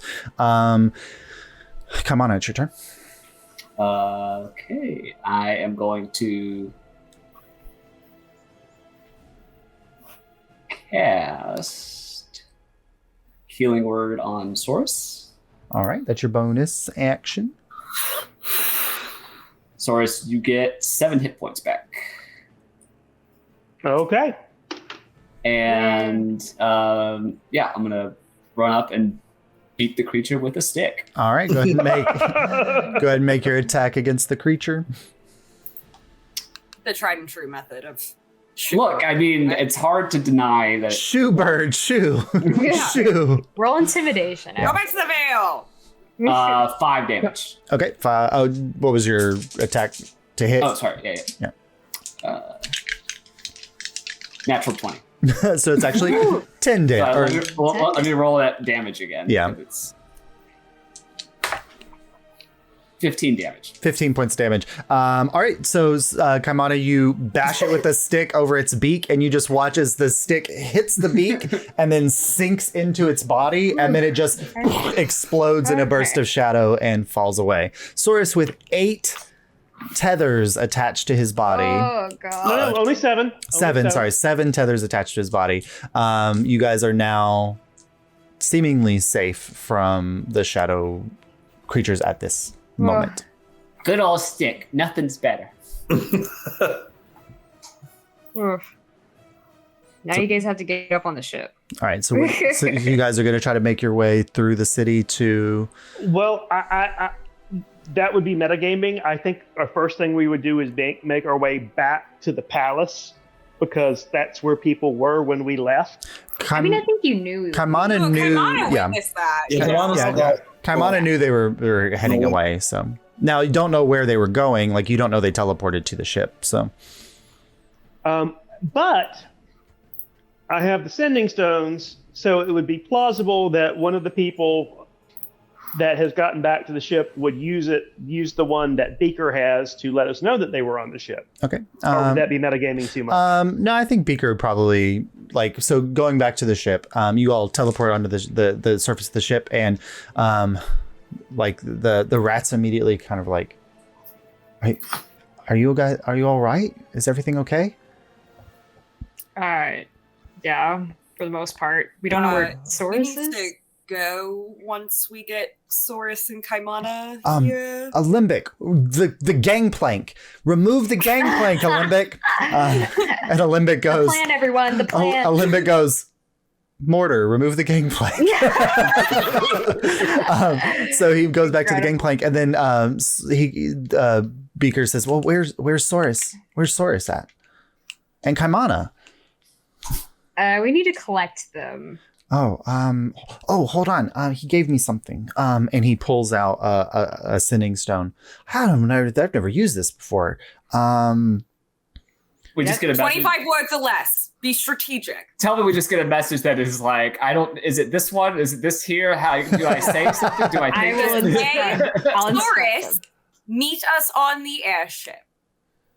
Okay. And then whatever fun flavor you want. Okay, so he holds the stone, and then he... Saurus! You don't have to yell. You don't have to yell. No, you have to yell as loud I as don't. possible. It doesn't work. I don't have to yell. You do I have don't. to yell. I do have to yell. Yes. You have to This yell. is what is that? 15 words now. Source. Meat on the airship. Chocolate is my favorite flavor. Of what? Oh, she said to add flavor. Yeah, that was perfect. I think that's what it. Yeah. All right, so Source, That's absolutely what he needed to know. Source, you get that message. You know there are more flavors. You should try. So, a few sorry, more sorry. flavors, but- You tell me that they're headed to the ship. Yeah, All right, they said meet Skywrite. at the ship. Skywrite just says okay. Oh my god. We gotta make a new chart about the skywriting. So, Lord, Source, Kaimana, you're making your way through the city. And Actually, Kaimana casts what I tell them Skywrite. to do is undock the ship, and I tell them the park that was in front of the Nyred's bargain, Mhm. because I assume that's about halfway between them. From where you are to where the ship is? Yeah, Oh, you mean in front of the Marid's Wager? Emirates Ranger. Yeah, Basically, I'm trying to think of like a large park. that where would they be can swim in about and drop halfway. Yeah, that'd be about halfway between you, where you are located near Palace Hill, and where the Iron Mount is. So yes. So I tell them to fly there and drop ropes over the side of the boat. Okay, so the rats get into motion, getting the ship in order, and then Lunaria looks up, and she says, "Your friend left you a message," and says, "Okay," but you watch as this cloudy OK symbol in the air. You just see a creature burst through this cloud, and it scatters it as from this distance and with no light on it, it's really difficult to tell, but a very large creature, winged, tears through the cloud and is diving towards Palace Hill, and it lights up, and the lights from the palace now shining against it, you can see this massive purple colored drake. And you just watch for a moment as it's there. And then a burst of energy billows from its mouth and hits the side of the palace. And you just watch this part of the palace explode. The tower that you had just dove out of, Source, tumbles out of the air and off the side and there. Elements of the palace are falling off the side of the hill. It's not enough to destroy the whole palace, but this whole section is destroyed. And then it turns back, and it starts kind of flying around in the vicinity. And, Still. Yeah. I read my spell of invisibility. Okay, well, so Scroll of invisibility. you are in the middle of the city streets, 600 feet away from this thing. It's flying up in the air above you. So you can use that if you want, but you also have Pass Without a Trace with Kaimana next to you if you want to go for... Yeah, I go stealthy at least. Okay, so you and Kaimana can roll stealth. How We're fast keeping did Warren to Windsor the hiss shadows. that boy? Yeah. Yeah. And it sits there for a second, and then it lands in the rubble of the palace. And you watch in the flames as the shape shrinks down. And nobody can see it anymore because it's far enough away. Mhm. But and then who interacted with him the most? Abel. I was gonna say I don't think it was Kaimana. Which In your in your which- ears, Abel, you hear the familiar voice of Volmir Rylus. Oh, Mm-hmm. Nuavian, my father sends his regards. I assume you got the king to a safe place. Let's hope that your city can fare as well. And that's the end of the message. You can reply. I'll say you will find Nuavia is not just an easy target ready for you, waiting for you to attack. We will fight back. Thanks for letting me know where you are. And you see as like Soros, you can probably see what's going on that's close. You see a figure kind of rise up, and he's flying now, but not as a dragon. And he's Immediately flying out in the direction of the Iron Mount. I grab one of the necklaces and put it on. Okay. You have to attune to those, but yeah. Oh, well. You started to. It is right on now. your body. Yeah. But Lunaria kind of says, I'll let them know I got a message. I got a sending from him. from Victor? From Voldemir. It's Voldemir? Yes. Ticket I takers, recognize his voice. get out of the city. I will handle Volmir. And you see her cast for a moment, and she soars into the air and takes off towards the palace. She just admitted she cannot take Volmir, even with my mother's help. But she's If it's giving you time. If it's a sacrifice, we can't waste it. I'm sorry. I don't want to sacrifice people. We need to go. Lunaria is going to make her own decisions. The and- ship begins to take off because Yeah. they were given their final orders, and they're sailing over the thing. And Beaker says, Olympic doesn't exactly know where we're flying to. Can somebody be his eyes for him? Yeah, I'll help. I know the city the best. So. Okay, so you go up to guide Olympic, or who's guiding through the city. I have dark vision, so. And so you're moving, kind of tracing after Lunaria's flight as she goes. And you just see suddenly a burst of energy fly out from somebody flying in your direction. And you see another burst of energy from Lunaria respond. And they immediately begin to have a wizard's battle in the air, flames and energy flashing back and forth. And you witness her, a beam of energy slams against the man of Volmir that you used to know and used to trust. And then he responds, and you see Lunaria, already slightly injured from the battle before, kind of tumble back a little bit, but catch herself in the air, and she's flying forward. And just as she's casting a cone of cold in his direction, as it hits, he begins to grow in size and take shape. And Lunaria reaches out. Let's see, this will determine. And she casts. Oh my god. The spell. Oh my god. And you see a beam of energy fly out from her hand and hit, and then shoot off into the air as it ricochets off of his growing draconic form. No. And then there's just a burst of violet energy flies out of his draconic mouth in Lunaria's direction. And when the light clears, you just see her body tumbling out of the air to the ground. Oh, Lunaria. How far away is she from us? Too far for us. I mean, you guys have been flying, like they were kind of battling out over the Prisma Quarter. So they're probably, a mile distance. You're just seeing these flashes of lights and the bursts in the air. I look over to Mar while this happens, and I hold out a hand if you need it. Hey, Josh. Yeah. Oh no. Can Mara stealthed off the ship? Mar, damn No. you. We I mean, Yeah.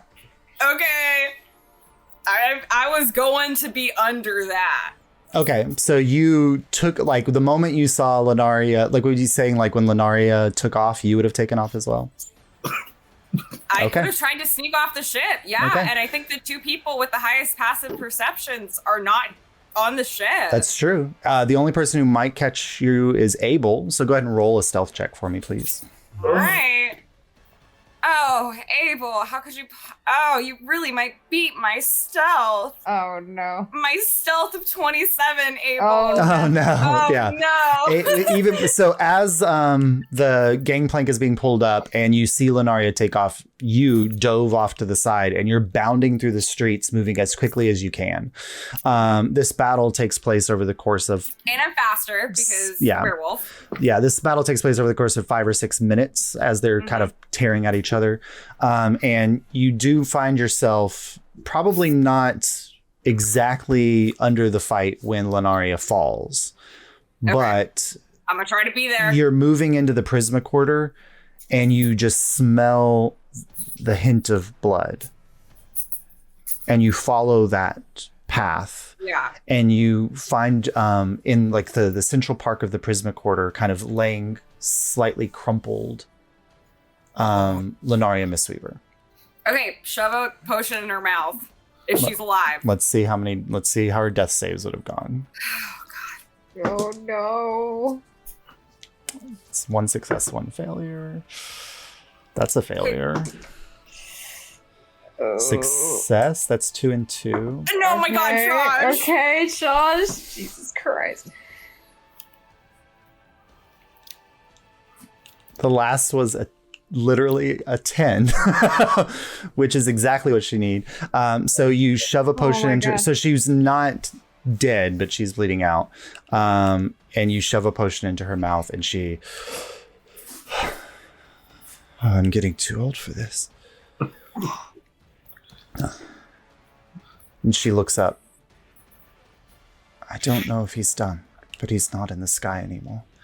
And the rest of you watched, after taking out Lunaria, you watched the dragon as it kind of soared back over to the palace area and did a few loops around the palace and then tore off south out of the city. What is in that direction? South would be the direction that everyone says the cloud had went. No. Going home to daddy. Cool. Well, I don't have a way of contacting the rest of the group, so I'm gonna make my way to Broadfield, baby. Lunaria. I'll deal with Lunaria. Lunaria, who has many spell slots because she is a high level mage. Okay, yeah, she can get us back, right? Well, would Marlowe have overheard the meet at the park conversation? Yeah, I was there for that. Beaker would have said it. During that. Yeah. No, but I mean, also she's a spellcaster. She can get us back on the ship. So you can either have to go to the ship, or she doesn't know Broadfield as well, so she can teleport you, but there's a chance that it might go awry. Let's get her to teleport to the ship, because I think that she knows that. I don't know. Let's see if she has... Can you teleport to a moving place? Well, the other question is, like, because she has spell slots, but teleport is a fairly high spell, so let me check how many spell slots I'll get her to the park if we need to. I'm just checking what her number of spell slots she has left. So first she can send a message, and so she sends a message. Jordan, you hear Lunaria's voice in your head. With Marlowe, heading somewhere. I'll try to get her back to you. Thank you. Please. I'm glad you're okay. Marlowe. And then she's going to reach out and touch you, Marlowe. And cast Fly on both of you. Okay. Ooh, Nice. that's cool. I Does like Marlowe that. have the boots? Cool. I do have the boots, You do, but I but yeah. appreciate the offer because I once again forgot that I have winged boots. Thank you, everyone. I will never remember this. All right, so you I take could have battle by grabbed reminding her you. in that fight. Well, no, Yeah. actually, great thing I wasn't involved in that fight. I super would have died. All right. Yeah. Meanwhile, so what, like, all of you noticing, I mean, all of you, like, very much caught in your own escape and survival, and is my friend okay? Is the ship getting away? What's becoming more and more aware of you is the state of panic that is setting in for all of the people of this city who, up until 45 minutes ago, were experiencing the party of the year. Like thinking of a terrorist attack in the middle of Mardi Gras type situation. Yeah. And there's just now screaming people running into the streets trying to find a semblance of safety beneath you as the Something Ticket This Way glides overhead, or as Marlowe and Lunaria glide in their own way, or Soros and Kaimana pushing your way through the theater district and finding yourself pushing against traffic as people are running and trying to find safety and danger, and to get out of danger. This is the first time in 250 years that these streets have seen anything akin to a battle or damage or danger. And you are all trying to reconvene and gather back together in this chaos. So the something ticket this way comes, makes its way over the Mayad's bargain or Mayad's wager, and lowers the ladders as was instructed by Saurus. A few moments later, maybe 5 minutes or so, Saurus and Kaimana, you do finally make your way to the Mayad's wager and pull yourself up the ladder. Marlowe, you see the gleaming lights of the outside Mayad's, or the Nayad, what am I saying? The Mayad's wager.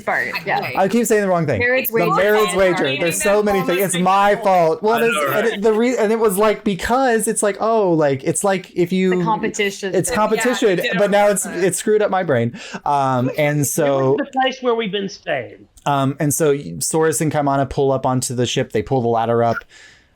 Kaimana and Saurus have arrived, and a moment later you see the beaten and haggard body of Lunaria and Marlowe flying onto the deck, and Lunaria kind of crumples into the deck and is just laying there. I'm gonna try to like carry her, you know, Yeah. like just try to pick her up, put her in a hammock. Okay. I'm gonna cast Healing Word on her. Okay. Laura is also going to rush over and cast Cure Wounds on her. She gets 15. Okay, 15 plus 18, so that gets her up to 30. That's good. So she I just kind don't of want her getting one shot. Yeah, by, so a she's- sudden engine explosion or something. Yeah. So she's there, and she just she puts a hand out and grabs your hand, Marlowe, and I think that if the world is going to fall apart, it's good to know that we have friends, because it may be the only thing that gets us through. I just squeeze her hand. And you take her down to one of the cots, and she Gently, falls not asleep. with my I know. claws. Right. You take her down. You take her down to the cot. And she kind of immediately passes Yeah, out and falls Let asleep. her post up. and go back So to- Limbic turns the ship. Where are you telling him to fly now? I look to everyone and I look over the city and I'm like, I think it was discussed we're going to Broadfield. I told Amalia to go to Broadfield. If nothing else, even if we don't stop, I'd like to throw a rope over for her. I Broadfield think and we then should Nuavia. take a quick stop there, because we need to refuel the something ticket this way comes. Well, they don't have And They don't have a fueling station They at don't have Broadfield. fuel. I would have gone down to the engine and to the crystals and kind of checked them out. we would have topped Fully off. charged. Yeah, so it's been at the aerodrome in the capital, which Yeah, if does. we knew this was happening, I think we would have told the Yeah. rats to refuel. And so the way that the Zephyrsite power works differently than the Quicksilver is that there's not a fuel source for the Zephyrsite. They are empowered by planar tears to the plane of air. Yes. And so the aerodromes that can service Zephyrsite cells all have planar tears. And so it's been powered the entire time it's been at the aerodrome. So it's at full power right now. So knowing it's at full power, I'll just have the discussion later. I have my Veil Vision goggles.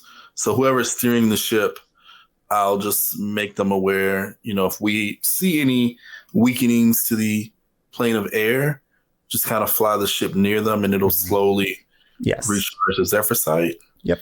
So we can safely make it to Broadfield. But while I'm down there, I'm concerned because Volmir clocked me. So I'm looking and kind of sketching out ways to implement the non-scrying necklaces. Okay. And kind of rig them or incorporate them into the Zephyrsite, into the engine to make the ship, the entire ship, like an anti-scrying. Okay. And wasn't Jordan going to help with that? Jordan can help. It'll be about a. Did Jaren Right now, I'm make it? kind of starting the process. I'm not. I was gonna ask if Jaren made it on the ship too. So he would not have had time to make it on the ship, but what you could have done is, if you want to have messaged him, he could have also met you at the Marid's wager. Yeah, I don't have any more sendings, so I can't send to him. But I mean, if someone else had a sending, let's see how many Well, spell slots would Laura have had. gone back there after the attacks, right? Alyria would have one. So we'll say Alyria spent the sending. And so Gotcha. Jaren also joins. Yeah. Mhm. Great. So Jaren can help you with that yeah. while I'm kind of navigating everything. Yeah. It's about a 6-hour flight. Keep us low to the ground, and also the cloud feature that was originally disguising it. I assume the fog generator will turn those on as well. Okay, that will use up some of the Zephyrsite energy, but you got that right. I'll run up and I'll hand Jerry the Veil Vision goggles that I created, and just let them know, like, keep an eye out for any airplane tears, and just fly the ship close to them. Jury seems very eager to ignore everything and just focus on flying the ship. Source, at some point when you get close to Jury, they grab your hand and they're like, I can't lose any more family. Please don't be reckless. You're important to me. I understand how hard it is. I had saved up most of those insults for your father, but you just seem to be a good target. Because you seem to be getting better with your father. I like pull you into a big hug, and I'm like, please, I said I wouldn't cry anymore since we left the interview. Mark rolled up in the corner. It's still in wolf form. Yeah. Trying not to lose their fucking mind. Yeah, I know now is not the time to talk to Mars, so I am. It's like like a guard dog, like really protecting everybody. No, it totally is a guard dog, like just like going like door to door. All right, we're doing the circles. Yes. All right. So not talking. So Abel, your goal is to install the power from the anti-scrying necklaces to the Zephyrsite core of the ship. Yes, to project a anti-scrying field throughout the entire ship. All right, cool. So first, I need just a intelligence roll with advantage because Jaren is assisting you, and he is also an artificer. But you have an artificer who understands Noavian technology because he trained at the artificing school in Noavia. That's why I was like, please, we need science projects with you, boys. Yes. So I'd make an intelligence roll with advantage just to make sure that you can figure out what it would be required to make this work. Sure. As Tim Gunn would say, make it work, designers. Make it work. Make it work, designers. Make it work, people. Just intelligence. Ay, caramba. 19. Okay. So looking at the matrix of the design for what's holding the power, the central power crystal here in place, you think that there's a way that you could manufacture 4 couplings that would tie into the power source. So as the Zephyrsite crystal is expunging its energy, its magical energy that keeps the ship afloat, that it could also create a bubble of anti-scrying using the same thing. So you have managed to figure out the ability to do that. So that's so sick. With what we need is to see like the effectiveness of this is whether or not you can get all 4 in place. So you can either choose to do 4 rolls of Arcana with advantage, or you can do 2 without advantage, and Jaren will do the other 2. Spicy. I'm going to give Jaren a quick little Arcana quiz. The difference between these two, just so you know, so to help to your knowledge, the difference between these two, if Abel decides that he has to do the work all on his own, it will take 8 hours. If you allow Jaren to do it in half, it'll take 4 hours. Would there be any kind of advantage if the ship were not moving or flying? No, because this is just the manage of like, they know the process of what it takes to put it in to attach these. It's just a matter of speed at this point. Gotcha. And it's a 6-hour flight. It's a 6-hour flight, so you could either have the protection in 4 hours. Time they if they do scry us, by the time they kind of track, they're here now, they're going to figure out where we're going. Well, I can turn us in a different way for a while. if we think that you can get it in time. Do you see? I can kind of like throw us off the track here. Yeah. So I can navigate a different way for a little bit and add more time to the trip if we think that If we want to take 8 hours and just do a 2-hour kind of detour or whatever. Oh, and whoever needs a long rest, take a long rest. That might be the move. I'll be navigating, so I won't, but everyone else can. Up deck, and we'll have that conversation, and that's what we'll decide. Sure. Okay. We'll mask our trail. I think that's a good plan. Looking for spots to recharge the ship along the way. We can get a long rest so we can get word to your parents and put the plans in for that too. So. Okay. All right. So that's the deal. We'll do that. Okay. And we'll do the 4 checks over the 8 hours. All right. So Abel is going to take a point of exhaustion at the end of this because you're not getting any sleep. But everyone else. I probably will too because I'm navigating. I want to be helping navigate the ship. Marlo, at some point in the night, you will, as the sun is rising, you will revert back to your not werewolf form, but we'll get there in just a moment. Carmana and Saurus, if you want to take a long rest, you can. Lenaria is taking a long rest. Alora is also taking a long rest, since she almost died too. We are fighting force if we need to. Yeah. All right. So, Abel, you have 4 rolls with advantage, with Jaren helping you with each one. Okay. Arcana. You have this. Yeah, I'm pretty good at Arcana. You are pretty good at Arcana. Plus advantage. I don't want to brag, but 22. Okay. So you, with Jaren's help, you create the 4 couplings. And you take the first one and you are affixing it to the piece, and you're wiring it into the power source, and you're carving in the sigils that are going to be required to release the magic of the spell into the couplings, and you effectively attribute the first one. So by effect, what this would do is if somebody is trying to scry on you at this point, it would increase the DC against the scry. No, awesome. All right. So going for the second one, go ahead and roll.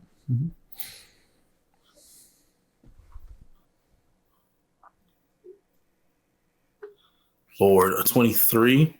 I want higher rolls. All right. Same process as the night tears through. So after about 2 more hours, you affix the gem. You do the careful work of carving and laying in the sigils. You wire in the piece and you set it in place, and it activates. The DC increases again. Okay. 2 more hours. Approaching levels of exhaustion beginning to grow for both you and Jaren.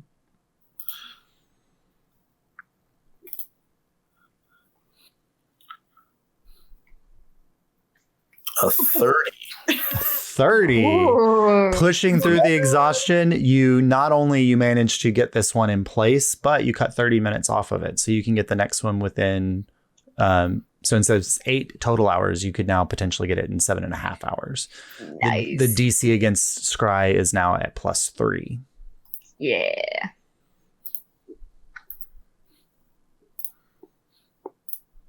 And the last one. And the last one. Another 22. All right. Let's go, Abel. Pushing through the tired and pushing through the Mark my exhaustion. the pain in your fingers of doing this careful and intricate work, and with Jaren there kind of guiding you, and you both of you working together on this final piece, you put it up and carve in the runes and wire it together. And you both just have your hand holding it in place, waiting for it to kick in motion. And he just looks at you and he's just like, I think there was a reason why I gave up artificing. And then it clicks and it releases. So as long as you are within 5 feet of the something ticket this way comes, you are under the effects of an anti-scrying spell. Sick. That burned through 4 of the ones that you purchased. So you still, I think Saurus is the only one that has one of those necklaces now.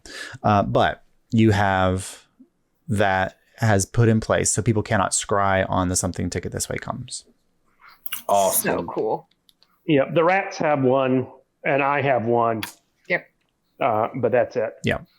And the ship has one. All It right. was the four that was for the rest of the party. So, Yep. do you just fall asleep at the Zephyrsite core, or do you tell them like it's safe now to travel, Abel? Oh, of course, I want to tell them. We are now completely cloaked from scrying, so we should be safe to travel in the direction that we want to go. I'll take it from here. You should rest. You should as well. I should. Navigate I don't know. along. I don't know if I can. We should be close enough to Broadfield where Saurus or Kaimana could take over. But we had to, delay. And then, if we're on the back swing, I can maybe defer it to one of you. But Jerry's just not sleeping. The sun is also peeking over the horizon at this point, so the rats could potentially use the sun as a directional piece for you. The stars are harder to navigate by. Yeah. You should get some sleep, Jordan. Jordan nods, but kind of like goes off to the side of the ship and takes out his little glass etching and just kind of puts his legs over the side and just sits there for a while. I go over. It's like, do you want me to just sit here or leave you alone? I like reach out for your hand. And I just sit there and I don't say a word. Mm-hmm. It's hard when your dad is kind of evil, but not always. That's all I say. And then we just go. All right. I don't have a dad, so I can't really say anything. Yeah. I mean, I have a dad, but You know what I'm saying. well, hey, the guy who made me is completely and utterly evil, and probably a giant dragon. So I can sympathize. Exactly. But you get that that's kind of what Jerry was getting at. Yeah.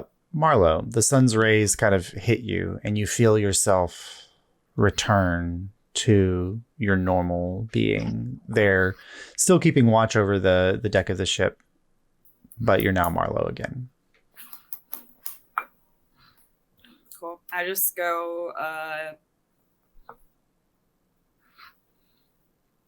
very slowly, not making eye contact with anyone, go under the ship and go to like whatever hammock is furthest away from anyone else and just curl up. All right. Yeah. So you guys put in like 8 hammocks. So you get one at the We knew we'd have guests. Yeah, you put one at the back. Like Lenaria is kind of sleeping at one near the kind of the main ladder down, and you go to the one furthest. Jaren's like sleeping in one like halfway back. Abel's curled up around the Zephyrsite crystal, just like this is my baby. The way you Can I put Abel in a hammock? That's so sad. You can, yeah. Sorry, let's go ahead. So it's just the way you originally described the ship is kind of a skiff. Yeah. The way I'm picturing, just because I have the boating background, is that when you go down, there's the little compartment for the engine room. Yeah. But otherwise, it's just open, almost like an open. Yeah, because so we just strung. Yep. There's like one side is clear for people to walk down, and there's like the little camp stove, and then the other side is just to the side beams. That the planks anchor to is that's where all the hammocks, and so it's just all these little slots. Because this used to just be a storage compartment, basically. So you guys have turned it now into a sleeping chamber, and so you only Kamana can stand upright. Yep. So you help you put Abel, you lift Abel up with your strength and put him into a hammock. But Abel is sleeping now. Whether or not Abel gets a full night's rest or not, we don't know, but he's getting a few hours of sleep at least. But the dawn is rising, and over the course of the next hour or so, you begin to guide the ticket taker to Broadfield, and eventually you see the familiar course of a river, the distant monastery of the Third Eye, and then the sleepy hamlet of Broadfield, where this journey began, ringed in its palisade of wooden beams. Its aspirational front entrance that says Broadfield is the crossroads of Alyria, the Gilded Ass Tavern and the beautiful town hall, the square where you first met each other and had your first outings as the ticket takers, and flying in on a ship that you commandeered on with the princess of this realm, with a archmage. You set down on the outskirts of town. Is the aerodrome finished? The aerodrome's in construction, but even if you could park there, would not be you guys have to do something to get the tear in order to power the ship. But it's still in the process of being constructed. Okay. But thanks to your funding, it will be complete soon. But yeah, but you set down kind of where the princess's airship set down before, out in the outskirts. And as the sun kind of washes apart, and this sleepy little hamlet town that knows nothing about the political intrigues and battles that you left behind, people are waking up to go to their farms. They're going to the shops and businesses, and you see a pompously dressed man walking out of the front entrance. Well, I just didn't know that anybody from the palace would be here today. Hello. And he, holy shit, Marlo, is that you? And Roland Longbranch is there waiting to greet you. Yeah, Roland, it's us. Well, it's been quite a month since you were here last time. It's been quite a fucking month, Roland. Whose airship is this? It is quite beautiful. It's ours. It's called the Something Ticket This Way Comes.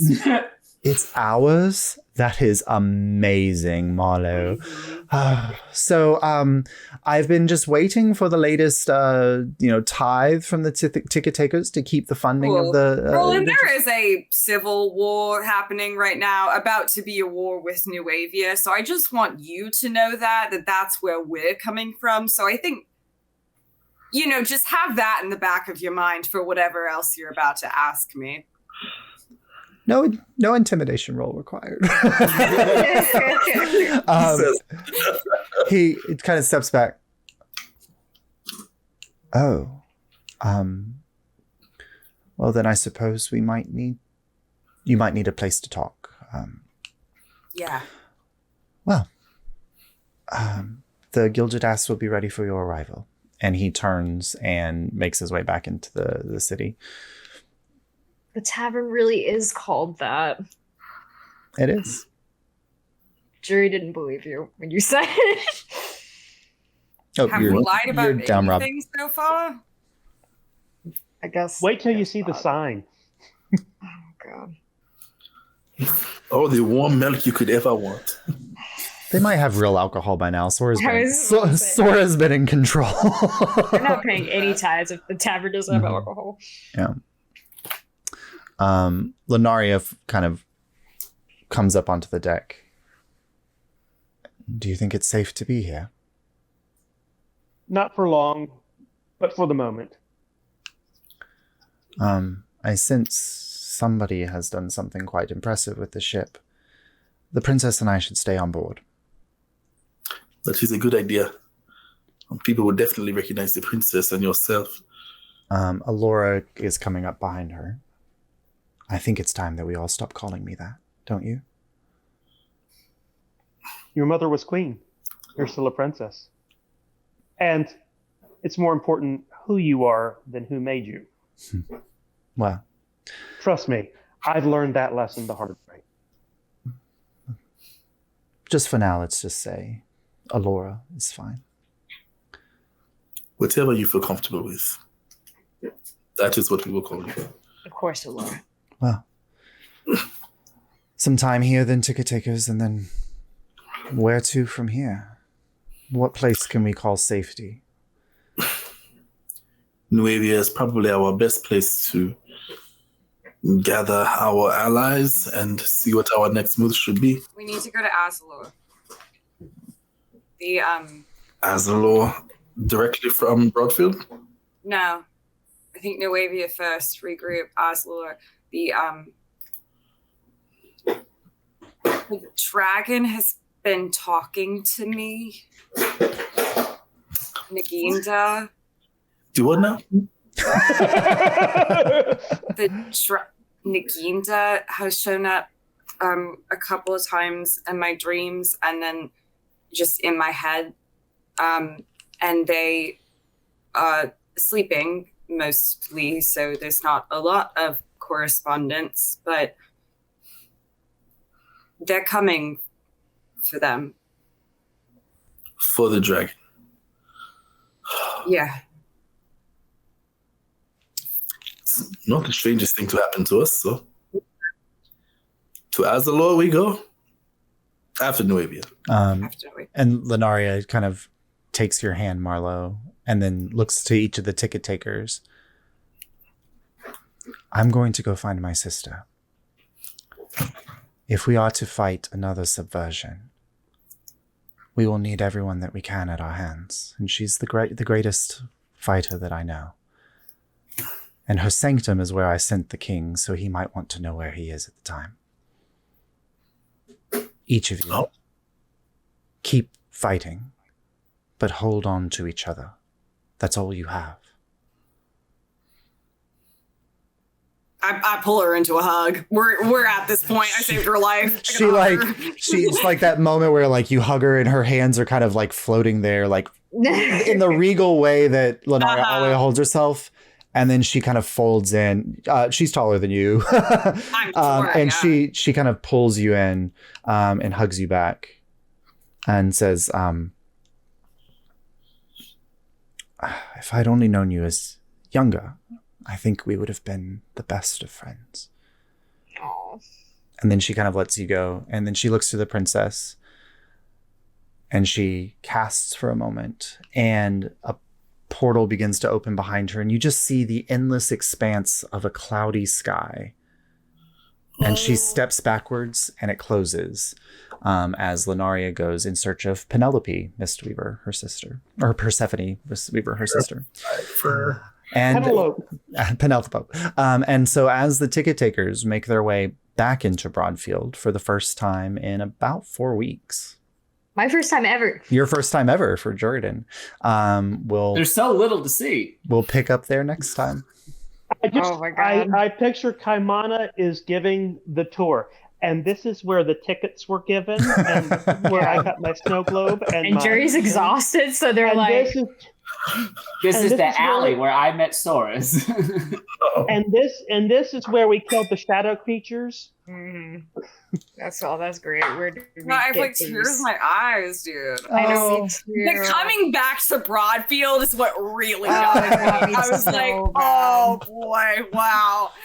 Well, it's like, I mean, that's the D&D story. You guys left as a ragtag group of adventurers, and you're coming back as enemies to the crowd. Well, not really, but like, Yeah. I will say that like this was my plan. And who did that? Soros. Yeah. You know what? Everybody gets their moment to have Josh rip up the paper. Yeah. So Yes. So I mean, Hey, this one was yours, Rob. Good work. You definitely put a hold at least on what could have happened with a war with Nuevia. So that's good. But you activated the consequence of that is activating the Ahriman's crew faster because they were using that as a distraction to keep their Yeah, so that distraction doesn't exist anymore. So we're gonna have to check on Kaimana's people pretty soon. Yeah, different. Yeah, because we could probably, depending on where. Well, we have 2 of the tide bonds, yes, and we know the tide waters have 2 of the tide bonds. And they told you to meet in Bogtown. Yeah, Bogtown, right? So do we go there and steal theirs, or do we go in with them and then face National treasure our way to Azalor? That's what I've been saying, dude. Okay. No, I'm just making sure. No, I just think it's funny. I think it's funny to say national treasure is a verb. That's why I just you got a national treasure. All we have to do is figure out which one of us is Nicolas Cage. I think it might be better to go with them and betray them in Azalor than try to like. Yeah. It's just a matter of, will they let us do that, or are they just gonna say, Okay, we're gonna kill you now and take the time. They're gonna have a hard time killing the ticket takers. Okay. Oh yeah. A museum almost killed us. I don't think they're gonna have a hard time. See, A fucking inanimate object almost killed me twice. That's a very national treasure thing to have. Yeah, it's true. I'm just living That's true, national yeah. treasure. Which We is didn't just steal a more of an bunch of stuff from argument museum. wrong, I mean, because We're, You know we're- the museum. we're living every Treasure, movie. like the nerd who's always having a panic attack. That's Jerry. I don't know the name, but that one's Jerry. We're living every movie set in Washington D.C. that's true. We're- Yeah. We are mixing 3 Days of the Condor with National Treasure, Night at the Museum. Olympus and has fallen. Olympus has fallen. Oh my like, God. We're We haven't had our Independence Day because Yeah. Oh, I don't know. I would say a dragon, dragon coming blasting into- the castle. Yeah, That's the equivalent. We didn't have an Independence Day speech, so I don't think it counts. that's All true. right? I'm Yeah. gonna wait for the Independence Day speech. I don't Yeah. expect anyone to use it. But we set it up It's because not, we it's have not gonna one. be Mar. Yeah. Also, Jace, I think it's really beautiful that No, it's gonna be that Kaimon. It's jury gonna be turned to hysterical. be Yeah. like, Mar, I'm so sorry Lenaria died and you were just gone. And Jury was like, fuck my fucking life. I should have Well, I guessed was that. thinking about it the whole time, and then I was like, yeah, I could have just left. I was I'm like, gonna well, leave. I should have known. I should have. That was. I didn't on want to me. interrupt because Josh was doing Yep, beautiful fine. narrative. I'm so Yeah. sorry. Yeah. I didn't. No, you're good. No, my I didn't cousin. want to interrupt that for shit because it was so cool. And then I was like, "Did I be-" Well, Every time Mara disappears, Jury's like, should have guessed. Should have Yeah. known.